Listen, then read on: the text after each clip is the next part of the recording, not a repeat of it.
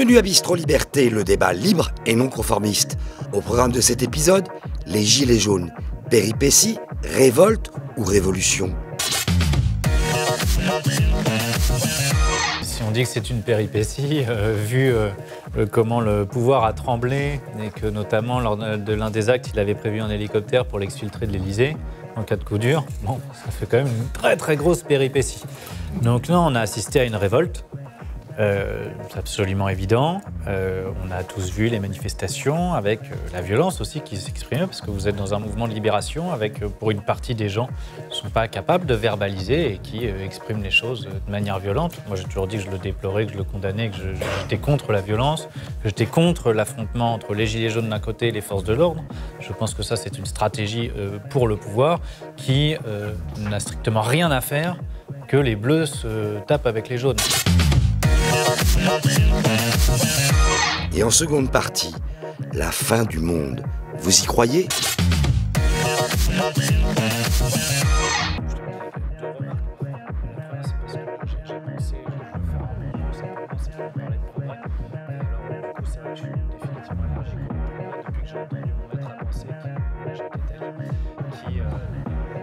Qui a expliqué, mais à la télévision, sans sourciller, il nous dit mais alors attends, il faut bien comprendre. En fait, vous avez le progrès.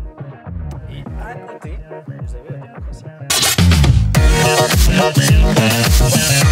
Pour en parler, l'invité spécial de Martial Bild est le porte-parole des Gilets jaunes normands auprès des médias. Breton d'origine, c'est un jeune avocat de 32 ans. En janvier dernier, il pronostique que le mouvement ne s'arrêtera pas.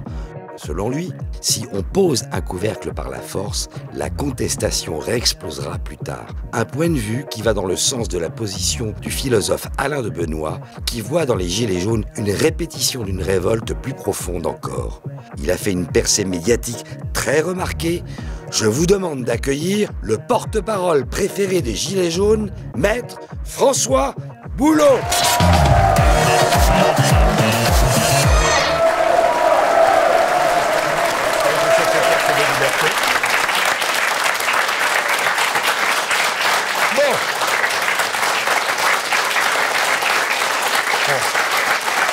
Je ne sens pas une opposition virulente. François Boulot, merci d'être venu avec nous ici. Vous étiez à d'autres rendez-vous et vous avez eu la gentillesse de nous rejoindre pour ce numéro de Bistro Liberté.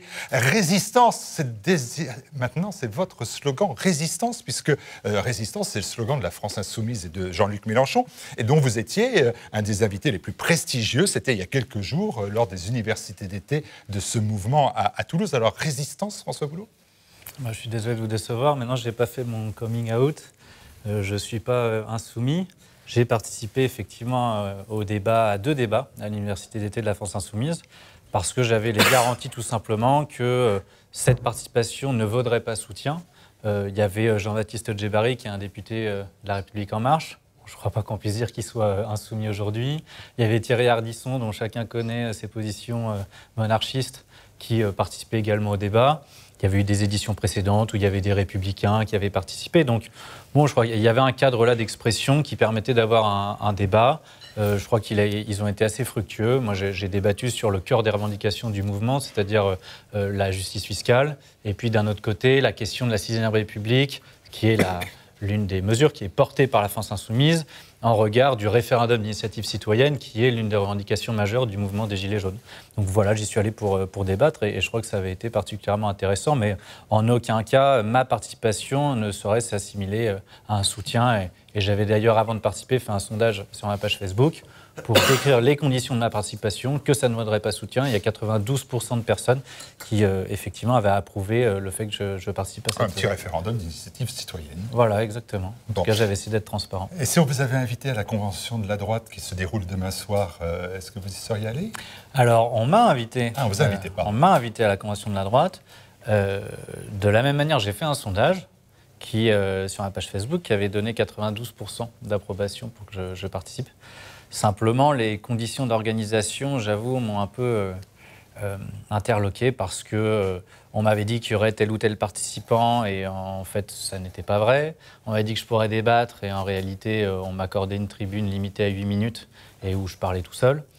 Donc il n'y avait pas véritablement de débat. Oui, c'est une première, c'est pas une structure voilà, et en plus, voilà, c'est un événement inédit, donc j'avais très peu de garanties. Et à partir du moment, si vous voulez, où quand même vous devez être prudent, où on vous dit des choses qui s'avèrent être fausses, bon, la confiance, elle est un petit peu altérée. Et je n'avais pas envie, en aucun cas, que ma participation puisse être instrumentalisée et soit assimilée à un soutien à Marion Maréchal Le Pen, parce que bon, la manière dont est présentée cette convention de la droite, c'est quand même la convention de Marion Maréchal Le Pen. Oui, c'est peut-être pas le cas. Je crois qu'il y a Raphaël Enthoven, etc. Oui. Je pense oui, pas mais je ne voulais pas prendre le risque, en tout cas, d'être assimilé à telle ou telle personnalité politique. C'est votre droit. Dans un essai à succès, j'ai 4 questions, donc je vais vite. Alexandre Devecchio, qui est journaliste au Figaro, fait un parallèle que j'ai trouvé intéressant et assez novateur finalement, et assez surprenant entre la manif pour tous d'un côté et les gilets jaunes de l'autre côté. Pour lui, dans les deux cas, c'est l'angoisse de la dépossession et la volonté de conserver son mode de vie qui constituent les moteurs de cette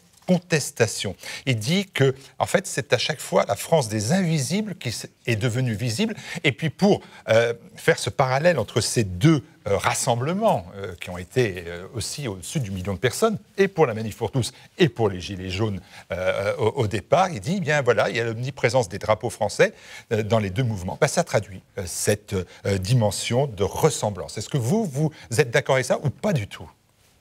Je crois que s'il y a un point de ressemblance entre les deux manifestations, deux types de manifestations, c'est que les deux se sont construites en dehors de toutes les structures traditionnelles. Syndicales, associations, on a là des gens qui ont trouvé à se mobiliser pour une cause commune. Ça a été le mariage pour tous, pour la manif pour tous, et puis les gilets jaunes, c'était au départ la taxe sur le carburant. Donc on a là des mouvements qui ont surgi spontanément. Mais après, en termes d'idéologie, je ne dis pas qu'elles sont contraires, mais en tout cas, elles ne se recoupent pas. C'est-à-dire que vous avez d'un côté des gens qui sont sur une question sociétale, alors que les gilets jaunes sont précisément sur la question sociale, de la répartition des richesses, et au-delà même d'aspiration à être dans une véritable démocratie, donc à pouvoir contrôler les élus via le référendum d'initiative citoyenne. Donc sur le plan de l'idéologie, on ne peut pas dire que ça se recoupe vraiment. Quant au caractère de visibilité, je ne crois pas que les gens qui ont fait la manif pour tous soient des invisibles. En fait, ce sont plutôt des gens qui ont des situations, qui ne sont pas les précaires parmi les gilets jaunes, mais qui, effectivement, subissent une humiliation d'être par le système médiatique dominant méprisés pour leurs idées conservatrices. Bon, moi, je ne me prononce pas là-dessus, parce que, justement, le mouvement des gilets jaunes, il ne s'est pas prononcé sur les questions sociétales. J'en suis le porte-parole, je me prononce que sur les questions qui sont abordées au sein du mouvement. Et les gilets jaunes, eux, sont les vrais invisibles. Depuis 30 ou 40 ans, on ne parle absolument pas d'eux. C'est d'ailleurs ce qui a produit cette naïveté, cet espoir déçu pour les gens, c'est que pour les gilets jaunes, c'est que voilà des années qu'on ne parlait jamais d'eux. Et dès le début du mouvement, on leur a tendu le micro. Et ils se sont dit, ah mais c'est formidable, enfin on nous écoute, enfin on peut parler de nos revendications, donc le pouvoir va nous écouter et il va essayer de répondre, puisqu'il est là pour ça, à nos aspirations. Bon, et forcément, la douche a été très froide parce qu'ils ont vu qu'ils faisaient face à un pouvoir qui était totalement méprisant. On ne peut pas penser que vous puissiez, par exemple, comme Gilets jaunes, aller à la manifestation du 6 octobre contre la PMA-GPA. Après tout, vous avez une fibre, vous, écologique. Vous luttez contre les OGM, luttez contre les enfants génétiquement modifiés, les EGM, c'est pas fou. Vous êtes pour le bio, pour être bioconservateur. Mais moi, en fait, je ne suis pas là pour exprimer mes opinions personnelles. Je suis le porte-parole des Gilets jaunes. Les sujets... Là, il n'y a pas de convergence possible. Je ne dis pas pas de convergence possible, mais je veux dire, ce n'est pas le même combat. Il est clair que les revendications, c'est la répartition équitable des richesses et le référendum d'initiative citoyenne, donc une volonté démocratique qui s'exprime dans le mouvement. Bon, le mouvement ne s'est jamais prononcé sur les questions sociétales. Et c'est d'ailleurs ce qui a fait l'une des forces du mouvement. Parce que les questions sociétales, c'est ce qui divise, c'est ce qui reste encore du clivage droite-gauche dans notre pays. Et c'est ce qui divise beaucoup de personnes sur les questions de laïcité, d'immigration, etc. Le mouvement s'est dit, bon, on va écarter toutes ces questions-là. Tous ces sujets-là, on va les écarter. Et on va se fédérer sur ce qui fait consensus, c'est-à-dire la question de l'injustice fiscale, qui part de la taxe sur le carburant. Puis ensuite, on est arrivé très vite à la question du référendum d'initiative citoyenne, de pouvoir contrôler les élus.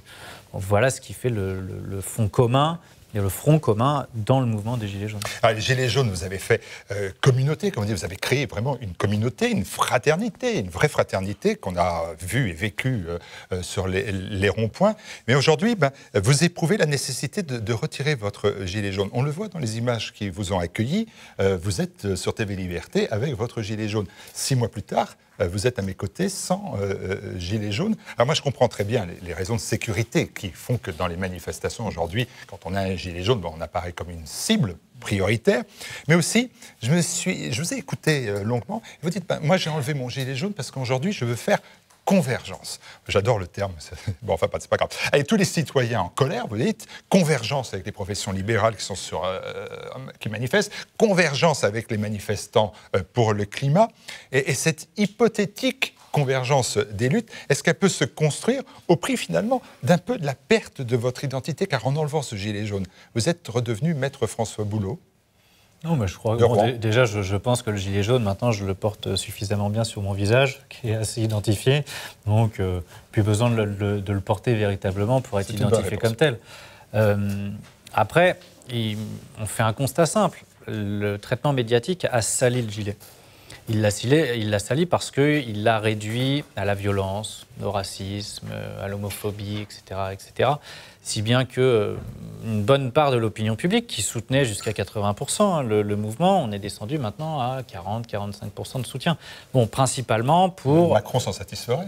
Ah ben, mais toute la stratégie du pouvoir a été là, d'instrumentaliser les violences, de créer le chaos pour que les honnêtes gens prennent distance avec le mouvement.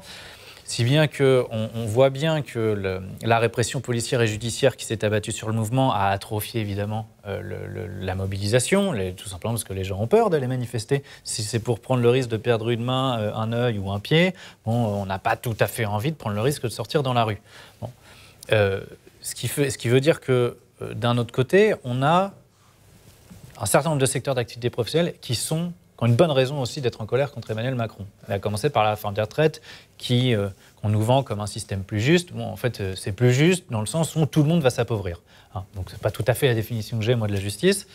Et donc, tout le monde a une bonne raison d'être en colère et il faut essayer effectivement d'agréger les colères. Alors, est-ce que ça va se produire? Moi, j'en sais rien, mais ce que je sais, c'est que les gens qui ne se sont pas mobilisés sur le terrain avec les Gilets jaunes, ils n'ont pas forcément envie d'être associés aux Gilets jaunes.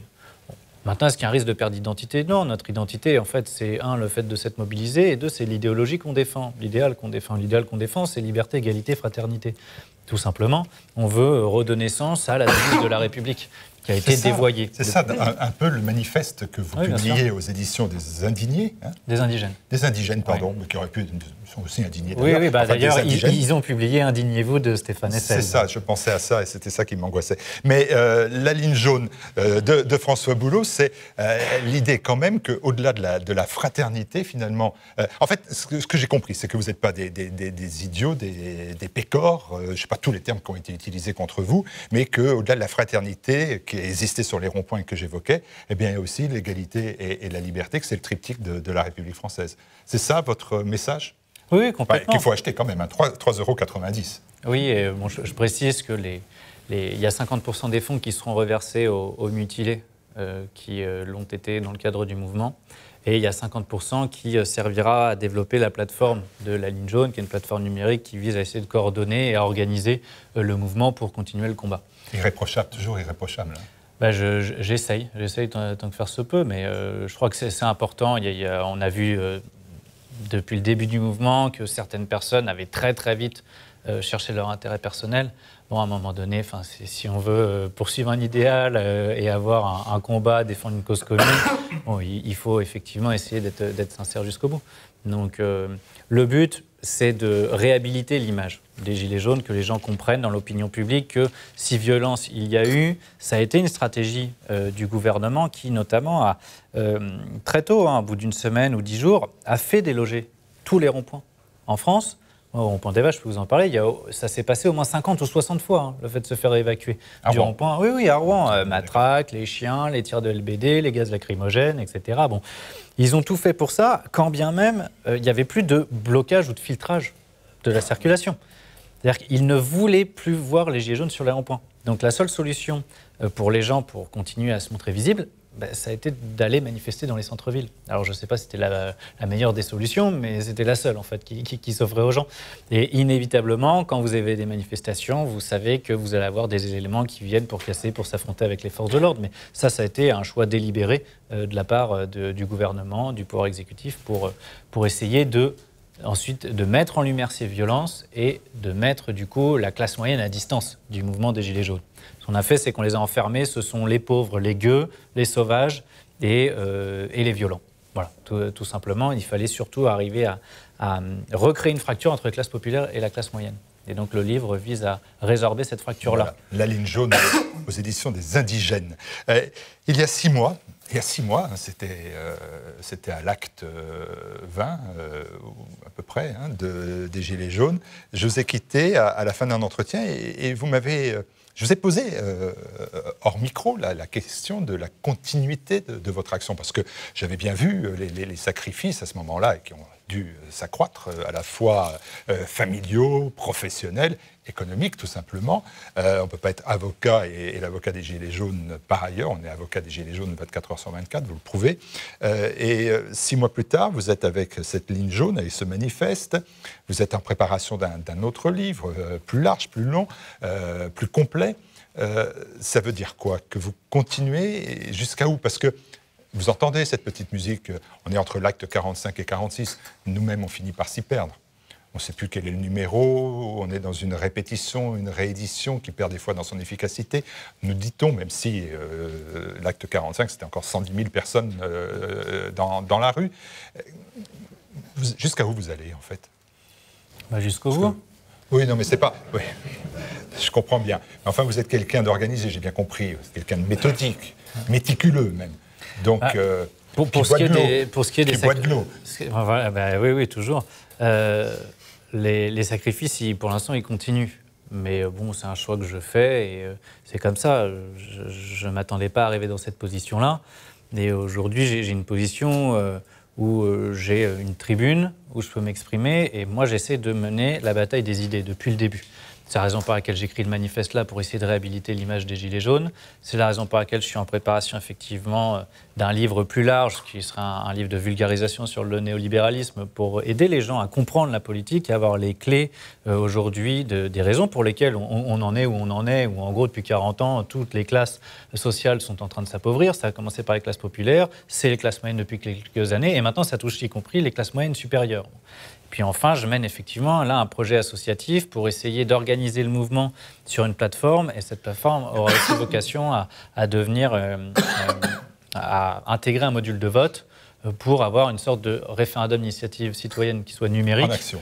Voilà, le but c'est de politiser les gens. Moi je veux aller réveiller les endormis. Il faut que les gens comprennent pourquoi on est là, quels sont les nouveaux clivages en fait politiques, parce que sinon on ne comprend rien et on vote mal. Je veux dire, moi je voudrais qu'en 2022, les gens ne votent pas pour Emmanuel Macron parce qu'il est jeune et dynamique. Parce que c'est quand même la raison principale pour laquelle il a été élu.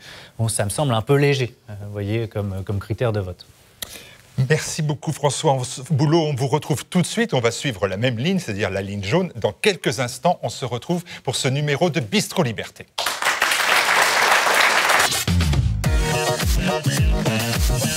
Les Gilets jaunes. Péripéties, révolte ou révolution?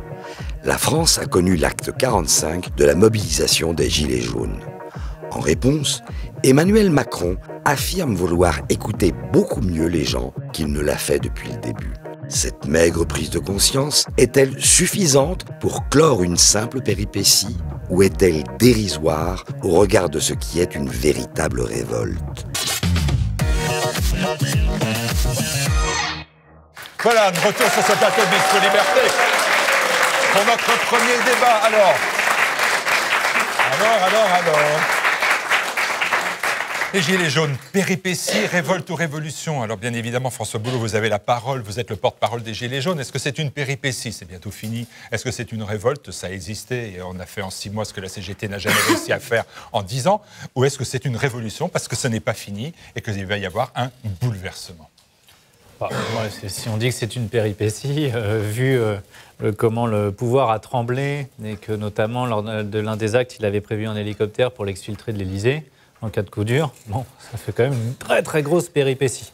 Donc là, on a assisté à une révolte C'est absolument évident. On a tous vu les manifestations avec la violence aussi qui s'exprime, parce que vous êtes dans un mouvement de libération avec, pour une partie des gens, qui ne sont pas capables de verbaliser et qui expriment les choses de manière violente. Moi, j'ai toujours dit que je le déplorais, que je le condamnais, que j'étais contre la violence, que j'étais contre l'affrontement entre les gilets jaunes d'un côté et les forces de l'ordre.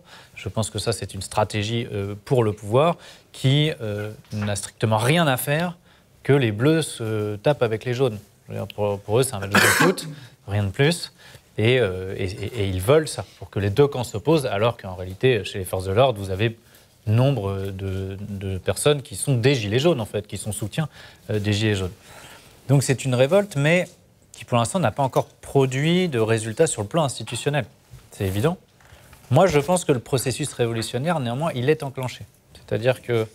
Ça, c'est votre côté Mélenchon, hein, ça y est, révolutionnaire. Non, Il faut revendiquer ses fréquentations. Hein. Moi, je le connais pas. Alain Benoît dit la même chose et il n'est pas mélenchoniste. Hein. Moi, je connais pas, je l'ai jamais vu, Jean-Luc Mélenchon. Mais simplement, moi, je vois ce que je constate sur les ronds-points. C'est-à-dire qu'en fait, vous aviez des gens qui étaient isolés, impuissants, depuis des années, résignés. Et en fait, ce qui s'est produit le 17 novembre, c'est qu'ils se sont rendus compte qu'en fait, ils étaient nombreux à penser la même chose, à avoir une colère qui était légitime, puisqu'ils la partageaient tous, et à avoir décidé de relever la tête. Et donc ces gens-là, quoi qu'il arrive, ils ne la baisseront pas. La colère est plus grande aujourd'hui qu'elle n'était le 17 novembre 2018. Si vous avez moins de monde, c'est uniquement compte tenu de la peur qui a été donnée par le pouvoir, par la répression d'État qui s'est abattue sur le mouvement. Mais la colère est là comme jamais. Et donc vous avez en fait des centaines de milliers de personnes qui ont développé une conscience citoyenne maintenant. Hier, ils travaillaient, ils consommaient, ils essayaient de s'en sortir comme ils pouvaient. Aujourd'hui, ils ont les yeux grands ouverts. Ils savent que dans les médias, on leur ment. Ils savent que dans les institutions, on leur ment. Et donc maintenant, ils vont chercher les informations et ils cherchent à comprendre pourquoi ils en sont là. François Boulot, 45 épisodes, 45 semaines, 46 bientôt. Vous avez obtenu 10 milliards d'euros en faveur du pouvoir d'achat, auquel va se rajouter 7 milliards, 17 milliards. Vous avez un président de la République qui dit dans le New York Times, c'est-à-dire qui dit au monde finalement, j'ai changé, j'écoute mieux que je ne l'ai fait depuis le début. Là, je crois que je suis un mauvais avocat, mais néanmoins, j'ai changé. Je fais.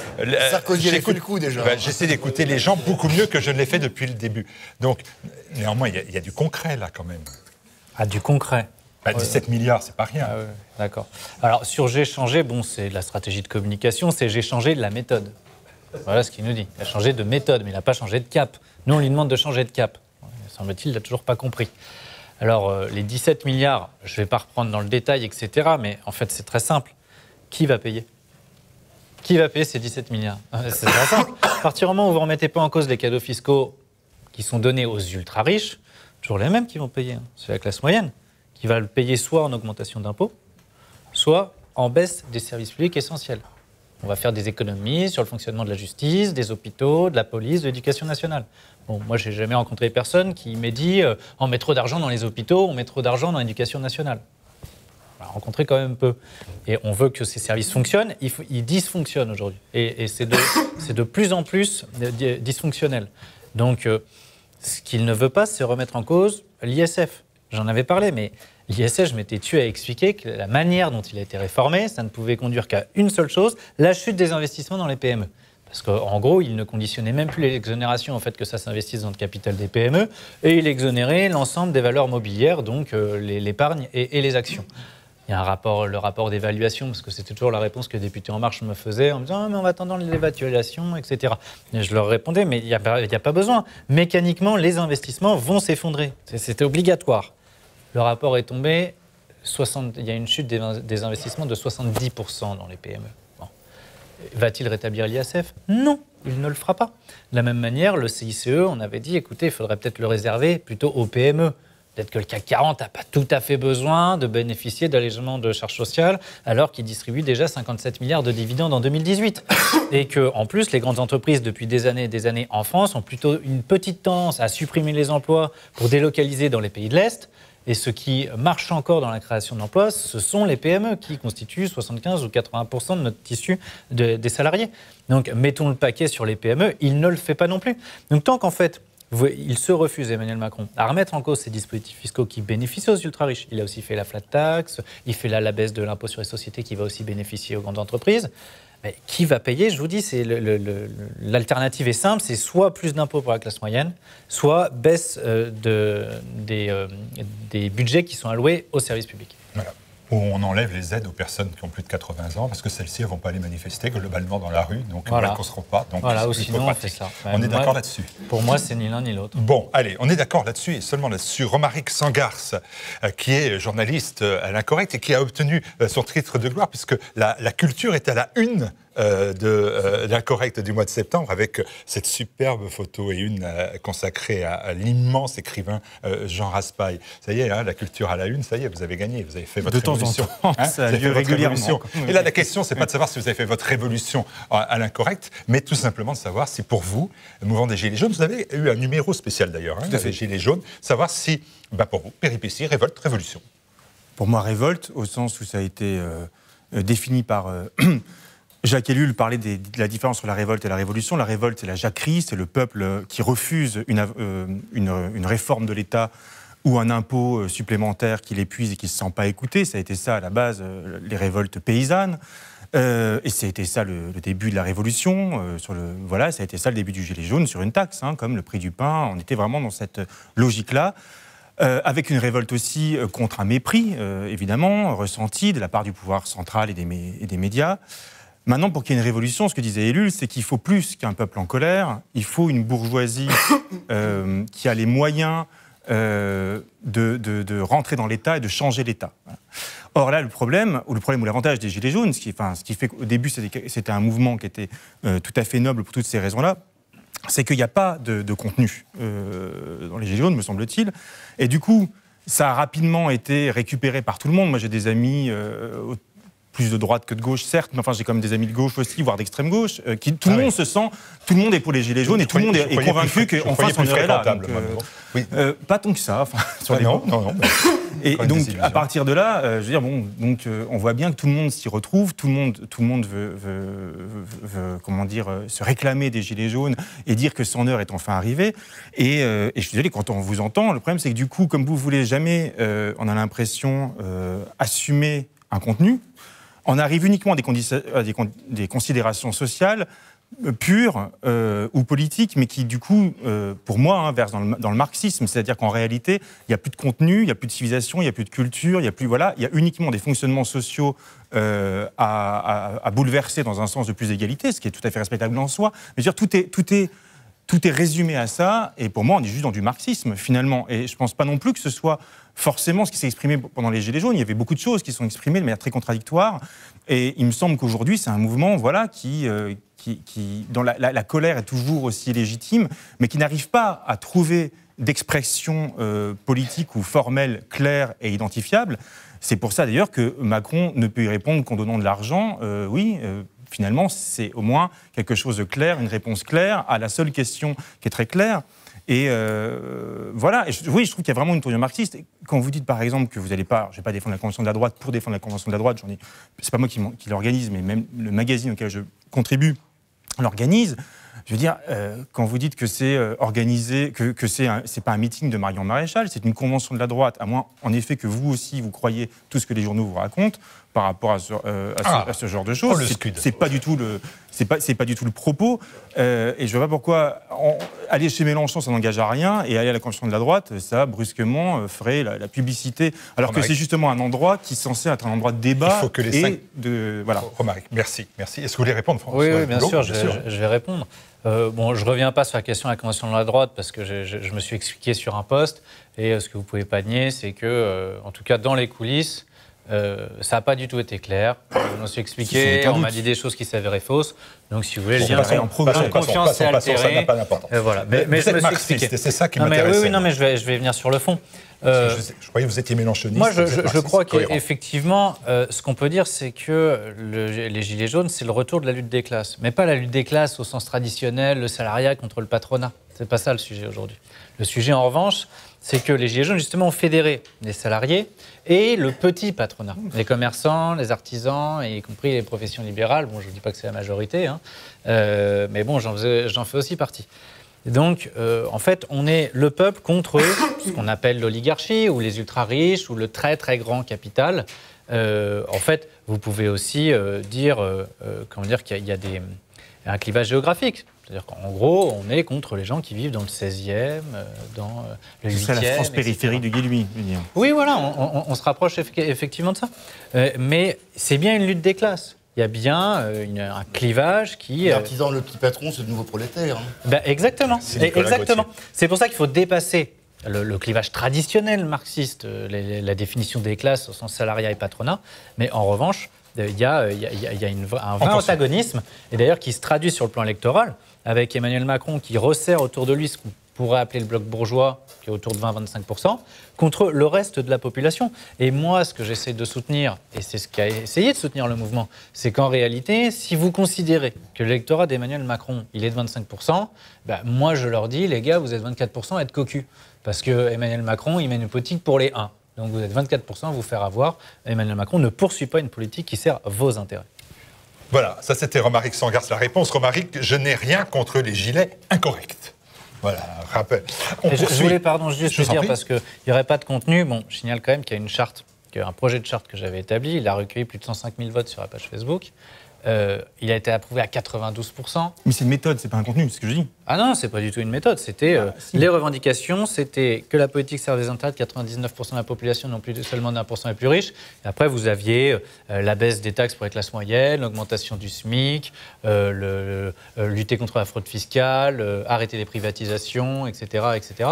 Et puis, vous aviez le référendum d'initiative citoyenne. On poursuit. Là-dessus, vous avez 100 000 approbations. La lutte contre la fraude fiscale, Macron l'a fait avec Balkany, quand même. Alors, c'est lui, franchement. C'est pas Emmanuel Macron. On va dire que je suis obsessionnel, mais bon, a priori, c'est quand même pas Emmanuel Macron, ni qui poursuit, ni qui juge. Donc, c'est lui qui va reprendre l'argent de Balkany. Donc, pour l'instant, qui va récupérer l'argent. Pour l'instant, vous n'êtes que marxiste et obsessionnel. On poursuit avec Pierre Gentillet, lui aussi avocat et confraternellement jaune. Confraternellement. Voilà, Maître Gentillet, je vous laisse Maître Boulot. Ah bah directement, comme ça. C'est un peu rapide, mais je réfléchissais, je vous écoutais et j'avais tellement de choses à dire sur ce sujet, parce que je vous suis depuis le début, et c'est vrai que j'apprécie beaucoup ce que vous dites. Je pense qu'on a... J'ai vraiment pas mal d'analyses en commun. Ça va prendre 3 heures. J'étais sûr qu'il allait dire ça, c'est la confraternité. Mon cher ami. Et le devoir de délicatesse. Exactement, je vais vous le dire, cher confrère. Mais mettons le devoir de délicatesse de côté juste un instant, parce que je vous écoute, je suis vraiment en grande partie d'accord avec vous. J'ai fait partie au tout début des Gilets jaunes, en tout cas des manifestations des Gilets jaunes. Je ne me définis pas comme Gilets jaunes, mais j'ai fait les manifestations des Gilets jaunes, et notamment les premières. Et je trouve que, vous allez me dire, c'est peut-être que je le vois mal, mais je trouve qu'il y a une partie des revendications initiales qui sont complètement, du ressenti initial qui est complètement passé à la trappe. Parce que, qu'est-ce que c'est le début des Gilets jaunes? C'est la taxe carbone. D'accord, la taxe sur les carburants, pardon, j'ai autre chose en tête. La taxe sur les carburants. Et qu'est-ce qui se mobilise sur la taxe pour les carburants? C'est pas les centres urbains. Moi, j'opposerais plus, ça rejoint votre analyse, la France urbaine, la nouvelle France mondialisée, connectée, etc., et la France périphérique, la France abandonnée. Et je pense que les revendications initiales ont beaucoup changé. Au départ, c'était une baisse de la fiscalité. Et après, on est passé sur autre chose. On est passé sur une revalorisation du SMIC, une hausse du pouvoir d'achat, non pas par une baisse des impôts, mais par une hausse des salaires versés et des minima. Donc, il y a une chose qui n'a pas changé, je vous l'accorde, c'est le RIC. Ça, je suis d'accord.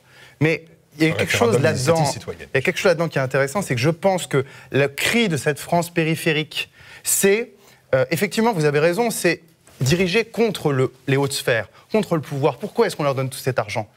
Mais il n'y a pas que ça, pour moi, dans le ressenti des Gilets jaunes. Dans cette France périphérique qui meurt, c'est le cri de cette France qui dit « et nous ?» Qu'est-ce que c'est que tout cet argent qu'on donne? C'est pour ça qu'ils crient contre la fiscalité. Parce qu'ils donnent énormément d'argent, mais et nous? Et c'est pour ça que je pense qu'il y a une partie qui est occultée, c'est la question de l'immigration. Personne n'en parle dans les jeunes, c'est normal. Et ce n'est pas dans vos revendications, je vous l'accorde. Je l'ai vu parfois, surtout au début justement, mais je l'ai vu aussi dans des vidéos de Gilets jaunes qui en parlaient. Alors, les gens de la France Insoumise qui manifestaient, je sais, disaient c'est plus compliqué que ça, mais je pense vraiment, je sais que je dois aller pour être court, mais je pense vraiment qu'il y a là aussi un cri de cette France qui dit mais qu'est-ce que c'est que ces milliards et ces milliards qu'on met dans les banlieues quand on n'arrive pas à mettre un hôpital dans l'Indre ? Qu'est-ce que c'est que ces milliards et ces milliards qu'on va dépenser dans des plans sociaux, dans des aides, dans des minima sociaux ? Quand moi, je donne énormément d'argent, quand 20-30% de mon salaire, il va partir dans les impôts, c'est pour enrichir effectivement une partie des plus riches. Mais il y a aussi une autre partie, c'est cette France-là qui est en marge, qui est en sécession de la France, pour reprendre le titre d'un ouvrage bien connu. Et cette France-là, et j'en termine par là, la France du 93, je ne l'ai pas vue beaucoup chez les Gilets jaunes. Parce qu'il y a derrière l'idée des Gilets jaunes, l'idée d'une conscience française, et d'une conscience citoyenne, à laquelle ils ne peuvent pas adhérer et à laquelle la France des Gilets jaunes périphériques adhère. Est-ce que vous voulez répondre tout de suite ou est-ce que vous voulez qu'on poursuive le tour de table? Je veux bien répondre parce qu'il y a quand même beaucoup de sujets. On va faire court, si vous voulez bien. Alors, je vais faire court. Moi, je ne crois pas que les revendications aient évolué. Je crois que vous opposez des choses qui ne s'opposent pas.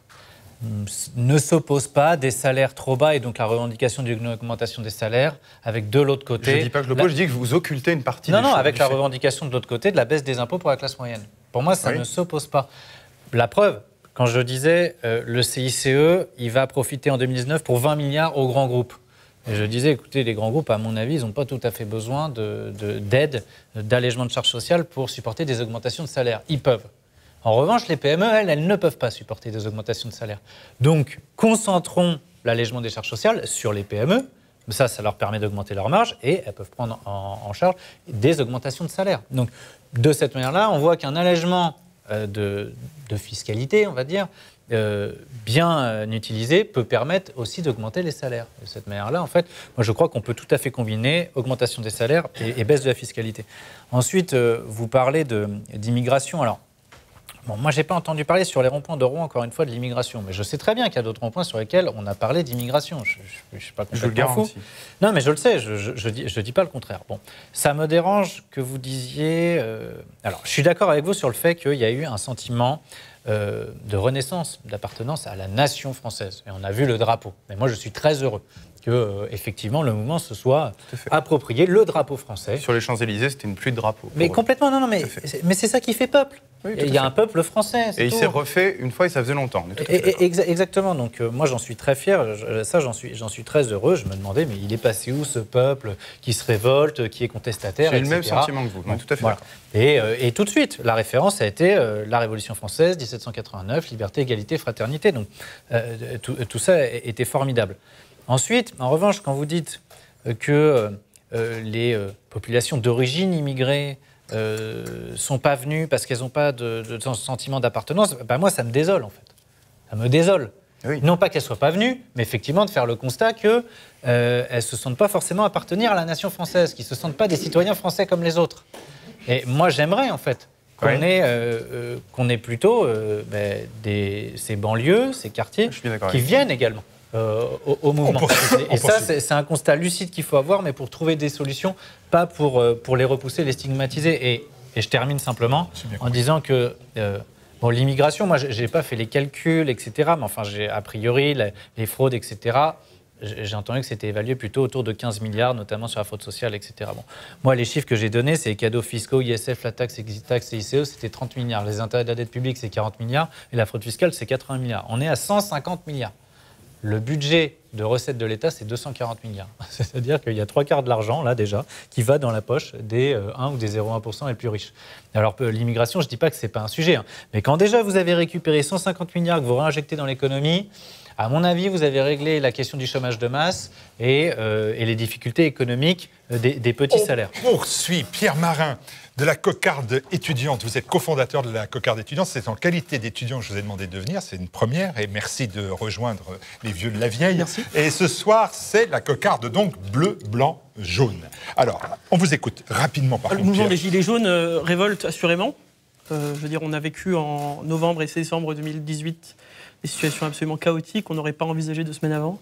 Révolution, il y avait quelque chose. Avec les cahiers de doléances qui remontaient, avec les préfets qui alertaient le pouvoir, il y avait un espèce de sentiment un peu étrange qui parcourait la population, ça je le reconnais complètement. Mais je crois qu'il y a eu, et je me permets de vous le dire humblement, il y a eu 2, voire 3 grandes erreurs qui ont été faites dès le début par le mouvement des Gilets jaunes.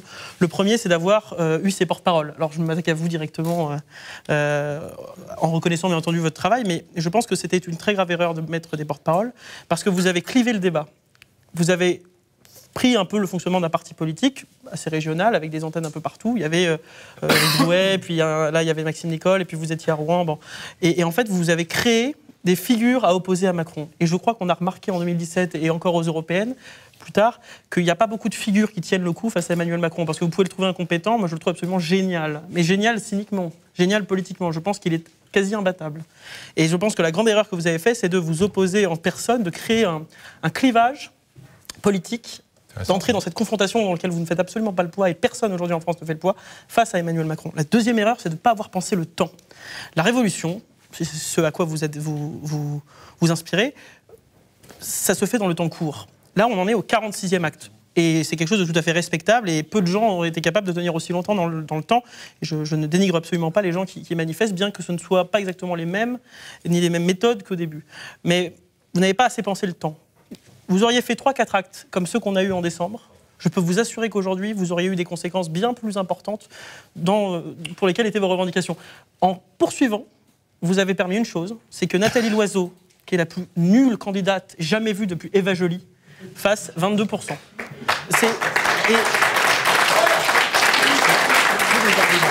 Et vraiment, je me suis senti dès le début des votes, je suis allé voir ce qui se passait.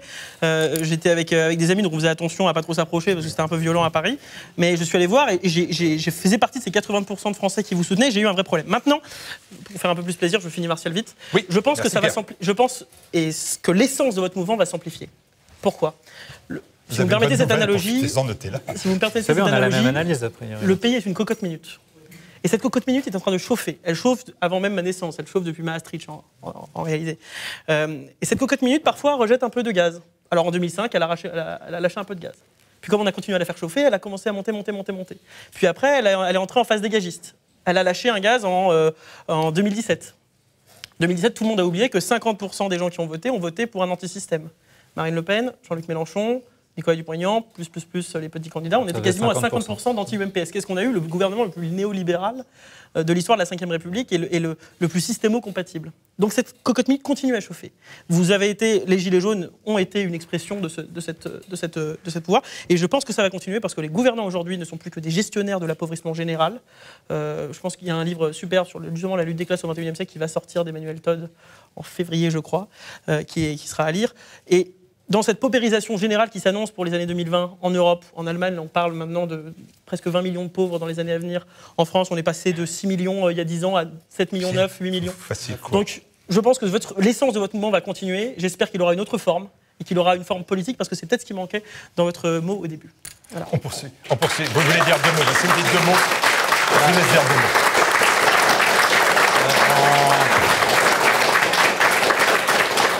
En 2 mots, je souscris évidemment totalement à la fin de l'analyse, puisque en fait c'est Emmanuel Todd, et comme Emmanuel Todd c'est mon intellectuel favori, évidemment je ne peux être que d'accord. Sur la question du porte-parole là et de l'erreur, je ne crois pas, je suis le seul en fait à avoir été désigné porte-parole. Et j'espère que je n'ai pas été le pire, parce que tous les autres en fait ont été choisis par les médias. C'est ça le problème, c'est que vous avez... Par exemple, Jacqueline Moureau ou d'autres, qui ont été des constructions médiatiques. C'est-à-dire que, faute d'avoir justement désigné des représentants, ce sont les médias qui ont désigné les représentants du mouvement. C'est vrai. Et donc, à un moment donné, les gens à Rouen, ils se sont dit, on va lui donner mandat à lui, parce que quand même, au moins, on le connaît, et il va dire quand même ce qu'on pense. Et il va refléter véritablement ce que nous, on a envie de dire. Donc, c'est très compliqué. En fait, l'erreur du mouvement n'a pas été de désigner des porte-paroles. C'est justement d'avoir refusé d'en désigner parce qu'ils avaient peur de faire confiance. Et on peut le comprendre parce que ça fait 40 ans que de droite comme de gauche, ils se sont fait trahir par tous leurs représentants et qu'y compris dans le mouvement, il y a des gens auxquels ils se sont identifiés au début, qu'ils ont aimés et puis qui très vite ont trahi l'intérêt du mouvement pour leur intérêt personnel. Juste en droit de réponse 20 secondes. Mais je maintiens que c'est une erreur parce que Mais ils l'ont pas fait, ça ne veut pas être une erreur, ils l'ont pas fait. Plutôt que d'opposer la masse au pouvoir, vous avez opposé des cibles. Et un opposant, on le fait tomber facilement. Une masse d'1 million de personnes, le président, il est face à son peuple, et là, la situation est d'autant plus difficile. Ça a été exactement ce qui s'est passé. Le mouvement n'a désigné personne. Je suis le seul à avoir été désigné comme porte-parole. Bon, on peut dire qu'en sans leader légitime, les Gilets jaunes ont obtenu plus que la CGT depuis 10 ans. Alors ce qui a été une force au début du mouvement est aujourd'hui sa faiblesse. Et oui, il faudrait s'organiser, puisque c'était une partie de la question. Oui, maintenant, il faut se structurer, s'organiser, parce qu'il faut être capable de porter des messages clairs dans l'opinion publique. Caractère horizontal du mouvement, caractère vertical, maintenant, il faudra y changer quand même. De toute façon, il n'y a qu'une seule chose qui marche, c'est la diagonale. D'accord, on va la prendre. Allez, Nicolas Gauthier, gilet jaune, tendance Yellow Submarine. Allez, cadeau encore. Nicolas Gauthier, on vous écoute pour Boulevard Voltaire. Une révolution, ça commence souvent quand il y a un point de rupture, c'est quand le peuple ne veut plus et que l'État ne peut plus. Et là, effectivement, la révolte, ou la révolution qui s'annonce, n'est pas que d'ordre économique, même si ça commence toujours sur des questions fiscales. Il ne faudrait pas qu'on fasse la même erreur qu'Emmanuel Macron, qui pense que l'économisme et l'argent résout tout. Et plus qu'économique ou de justice sociale, je pense que la crise est avant tout existentielle. Après, sur les revendications des Gilets jaunes, beaucoup de gens disent oui, on ne sait pas ce qu'ils veulent, ce qui était souvent vrai. En revanche, on sait ce dont ils ne veulent plus. Et on vous parliez tout à l'heure de la Manif pour tous. La Manif pour tous était une révolte, elle aussi existentielle, parce que pour certaines personnes, on touchait à ce qu'il y a de plus sacré dans leurs croyances et dans la symbolique même de la société, qui est la famille. La famille est quand même la cellule de base de la société. Donc c'était pas non plus pour des questions pécuniaires. Le problème de cette France périphérique, c'est qu'elle souffre autant du même mépris médiatique, parce que le grand bourgeois c'était toujours raillé dans le système médiatique, c'est toujours la Charlotte de Turckheim qui s'y colle ou Valérie Lemercier. Dans la France périphérique, oui, la figure médiatique qui est renvoyée, c'est les tuches, c'est le beauf, ivrogne, raciste, homophobe, et j'en passe. Autrefois, c'était le beauf de Camus. Donc il y a vraiment quelque chose qui me semble être dépassé le simple cas de la justice sociale. Et il y a également ce que Christophe Quilly appelle la sécurité culturelle, et c'est là j'en reviens à ce qu'a dit Pierre, parce qu'il est très raison de poser la question de l'immigration. Alors je sais bien que la question de l'immigration, c'est le grand non-dit à la France insoumise, enfin c'est le grand non-dit dont tout le monde parle. Si Mélenchon s'est vautré, comme on sait, aux dernières européennes, c'est qu'il a fait le choix de la France bobo, CSP+, ou travailleurs intellectuels précaires des grandes mégapoles, et avec ses Chikirou, Obono et toute la bande, effectivement tout ce qui pouvait rester de classe populaire chez la France insoumise est parti directement voter Front National. Il y a eu aussi Andrea Cotarac, qui lui avait cette conscience de l'immigration, qui a fini par faire son coming out le pénis, mais avant il y a Kuzmanovic qui a été viré du mouvement tout simplement parce qu'il osait évoquer la question migratoire. Donc là, il y a quand même un problème. François Boulot n'est pas responsable de ce qui se passe à la France Insoumise. Non, je précise. Mais comme on parlait de Mélenchon. C'est pas à force de le dire qu'il est mélenchoniste qu'il est devenu. Pardon. Non, mais j'écoute. Et en revanche, quelqu'un qui l'a très bien compris, c'est là notre jeune ami a raison, c'est Macron, parce qu'il a des intuitions ou très bons conseillers. C'est son discours au New York Times, il a aussi évoqué l'immigration, parce qu'il sait très bien que c'est ce qui peut ramener à lui un petit peu de classe populaire et surtout rassurer la frange bourgeoise de son électorat qui craint cette insécurité, enfin, qui a ce problème d'insécurité culturelle.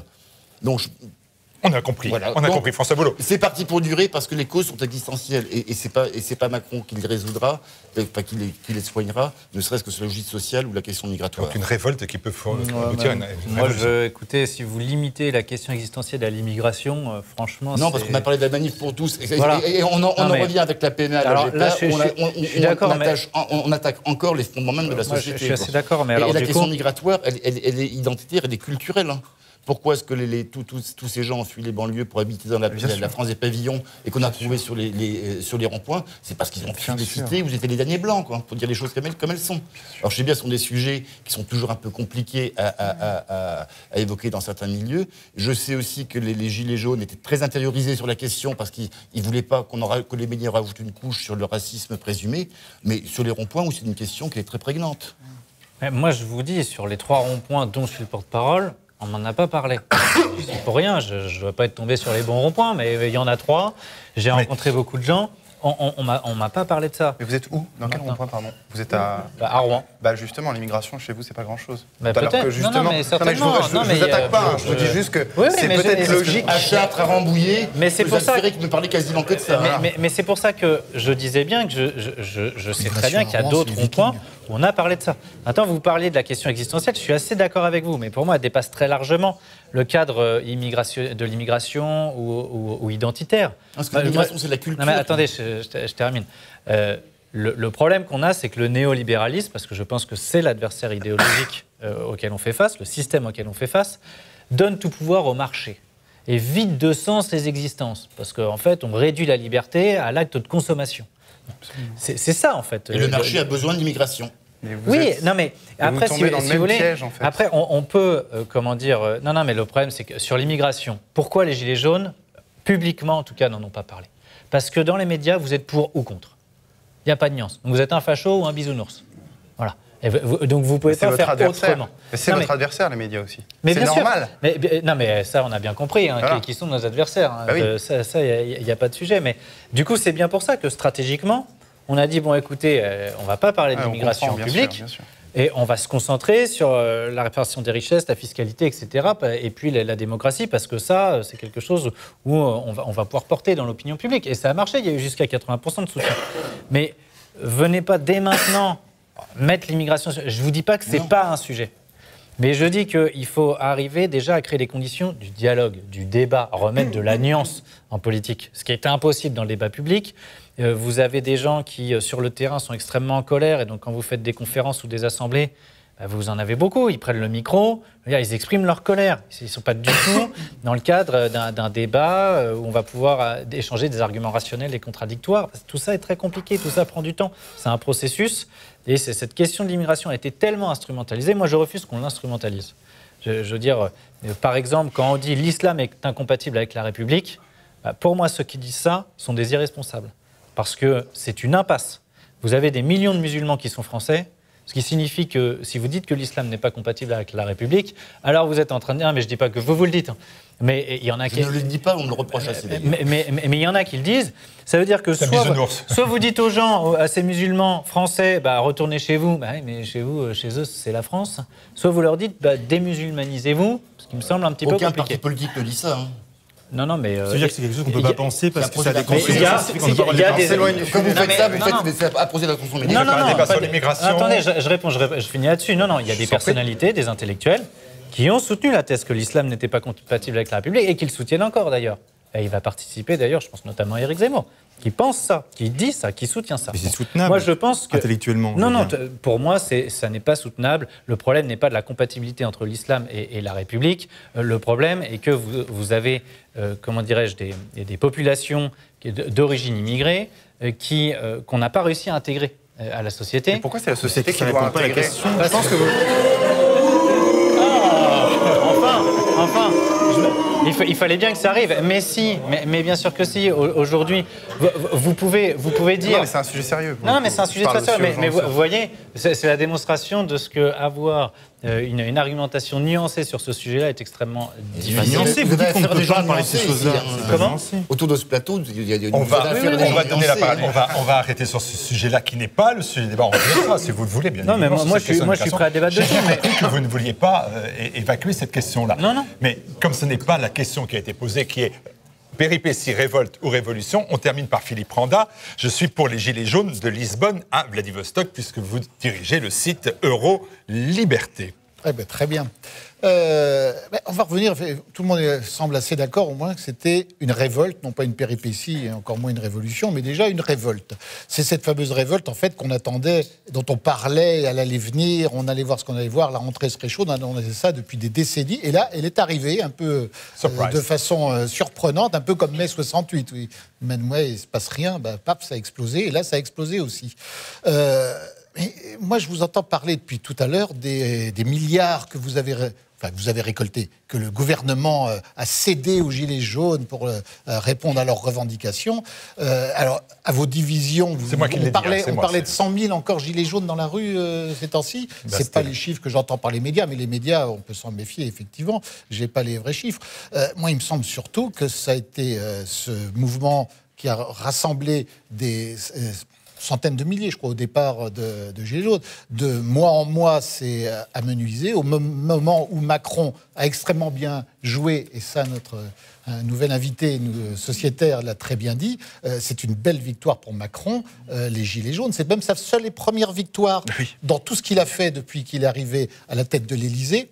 Il a réussi à gagner... Parce qu'il a gagné les élections européennes, sa liste a fait une performance que jamais aucun petit parti qui naît comme ça, qui ne s'était encore jamais présenté, a fait. Avec une candidate nulle. Voilà. Et tous ceux qui se revendiquaient des Gilets jaunes, et surtout dont les Gilets jaunes ne voulaient pas entendre parler, les France Insoumises, les Rassemblement National, les Dupont-Aignan et tout ça, ont tous... Le Rassemblement national a fait un score honorable, mais il n'a pas progressé par rapport au présidentiel. La France Insoumise s'est cassé la figure. Les Républicains n'ont pas disparu, mais quasiment.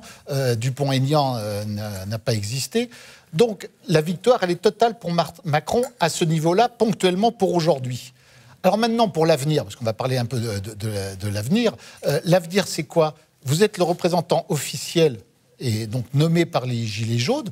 Très bien, c'est tout à fait respectable de Rouen. Donc, la seule immigration à Rouen sans les Vikings, c'est plutôt sympathique. Donc je comprends que ce ne soit pas un problème à Rouen.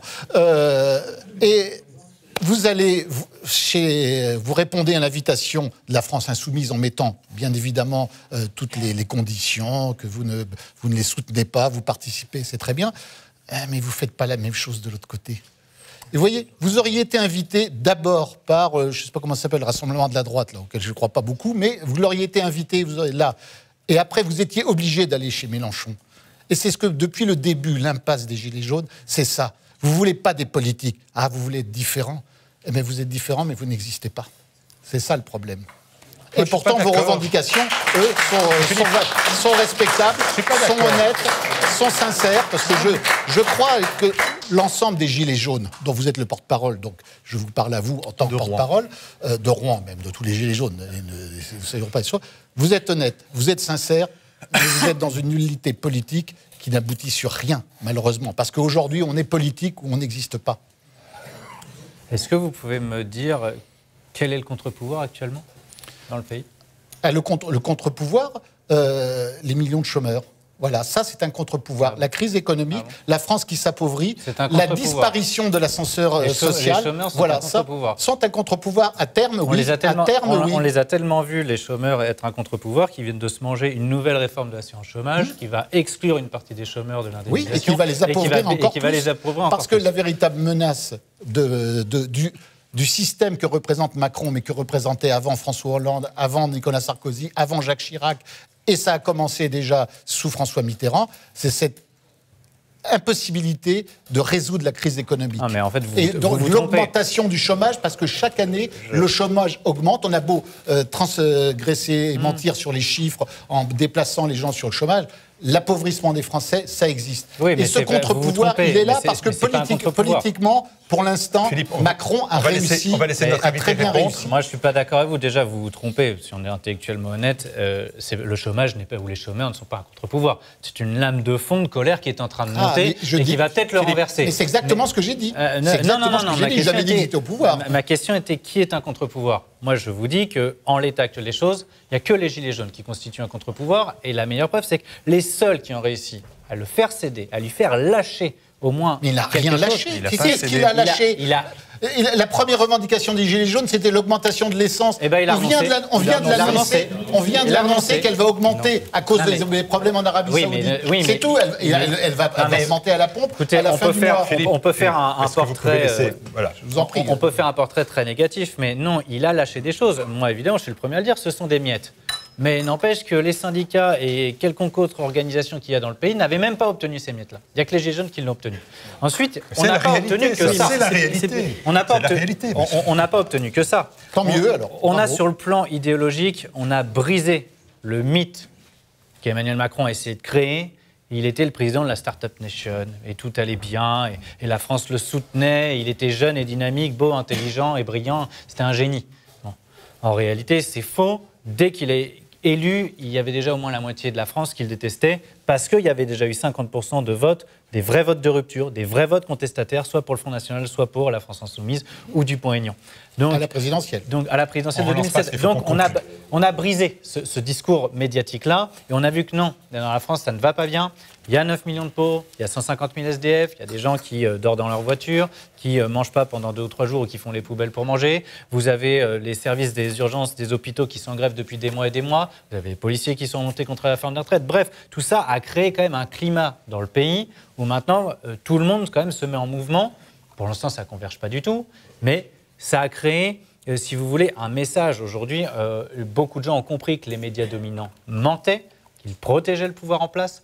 Donc dans les esprits, ça a apporté énormément de choses. Ça n'a pas encore produit de résultats institutionnels, ça je vous l'accorde. Et évidemment que l'idéologie néolibérale dans laquelle on est va continuer à appauvrir les classes populaires, les classes moyennes et maintenant les classes moyennes supérieures. Et bien sûr que c'est la lame de fond qui est en train de monter qui fera à la fin que le système sera balayé et renversé. La question est celle du temps. Mais dire aujourd'hui, dans le désert de la contestation, que les Gilets jaunes n'ont pas plus produit que les autres, je crois qu'il faut être sérieux. On a produit ce que personne d'autre n'a produit depuis au moins 10 ou 15 ans. Je suis impatient de vous voir en 2022 quand même. Eh bien, écoutez, il sera toujours jeune. Qu'est-ce que je voulais dire ? Je vous coupe. Parce que je vois bien que ce débat vous passionne, j'en suis ravi. Merci d'avoir apporté les réponses. Moi, le seul élément que je veux donner à Philippe Randa, parce que ça, c'est la vérité, c'est que François Boulot était, il y a quelques heures, l'invité du magazine de la chaîne de télévision Le Média, qu'il est aujourd'hui l'invité de la chaîne TV Liberté, qu'il va à Russia Today, qu'il va à France 3, qu'il va là où on le demande, et qu'il a toujours répondu présent, sans conditions, notamment pour cette émission. Voilà, il fallait que je le dise, et ça, je vous l'ai indiqué. Il n'y a pas eu de conditions particulières. Vous êtes venus et vous découvrez ce qu'on vous dit. Voilà. Le pouvoir d'achat fraîchi, remettez vos gilets. Ah, Rodriguez, vous étiez avec lui à Toulouse. On est une bande de jaunes, on nous fend la gueule. Ça, bien évidemment, c'est pour... comprenez. Vous pensez que la police, elle est barbare ? Il y a certains policiers qui, effectivement, se comportent comme des barbares. Et ils y sont vivement encouragés par les instructions et, du pouvoir et l'impunité dans laquelle ils peuvent agir. Je rappelle quand même que de toutes les plaintes qui ont été instruites pour l'instant par l'IGPN ou la justice, il n'y a pas eu une sanction encore à ce jour. Il n'y a pas eu une sanction contre un policier. Et pourtant, des images de violence disproportionnées, de la disproportion dans l'usage de la force, je rappelle que le seul cadre, c'est la légitime défense. Bon, il y a évidemment un nombre d'images invraisemblables. Qu'il n'y ait pas eu une sanction aujourd'hui. Et pire que ça, d'ailleurs, vous avez Christophe Castaner qui a donné des médailles là, aux policiers, y compris ceux qui sont visés par les enquêtes. Bon, si vous voulez encourager l'usage dans l'abus de la force, vous n'avez pas besoin de vous y prendre autrement. C'est comme ça qu'il faut faire. Gilets jaunes, bientôt 1 an, et le président de la République dit il faut bien que jeunesse se passe, mais c'est un peu long. Voilà. Et puis, pourquoi mettre fin au mouvement ? Forcément, il y a du boulot. Ça, c'est forcément cela. Et puis parce que, quand on joue avec les noms, on ne faut pas s'arrêter en si bon chemin. Au programme, bistrot, boulot, dodo. Pas dodo tout de suite, il me reste bien évidemment à vous indiquer qu'on va poursuivre ce débat. Et en attendant de poursuivre ce débat, je vous invite à rejoindre les pages boutiques du site de tvliberté.com. TV Liberté, c'est avec un S, n'oubliez pas, .com, pour découvrir le parfum Terre de France pour hommes et pour femmes au service de notre pays, imaginé et fabriqué en France. Il invite à la solidarité nationale puisque 100%, là aussi, des bénéfices sont reversés, même c'est mieux, à des associations qui aident des agriculteurs, des militaires, les artisans, des écoles rurales, etc. Donc, sur le site de TV Liberté, vous découvrirez ce parfum pour hommes, santal, musc blanc, jasmin, et pour femmes, clémentine, réglisse, etc. C'est formidable et ça plaît énormément et ça marche très très bien. Terre de France, notre partenaire dans cette émission de Bistro Liberté, et on avance pour un nouveau débat.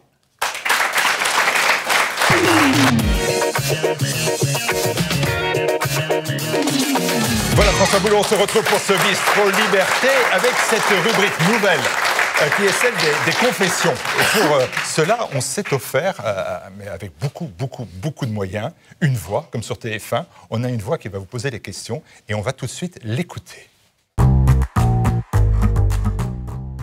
Quel fait d'actualité vous a le plus marqué en 2019 ? Ah oui, me dites pas l'acte 27 ou l'acte 28 ou l'acte 42. Hein, non. Autre chose que les Gilets jaunes, si vous avez le temps de vous extirper de votre vie militante et associative.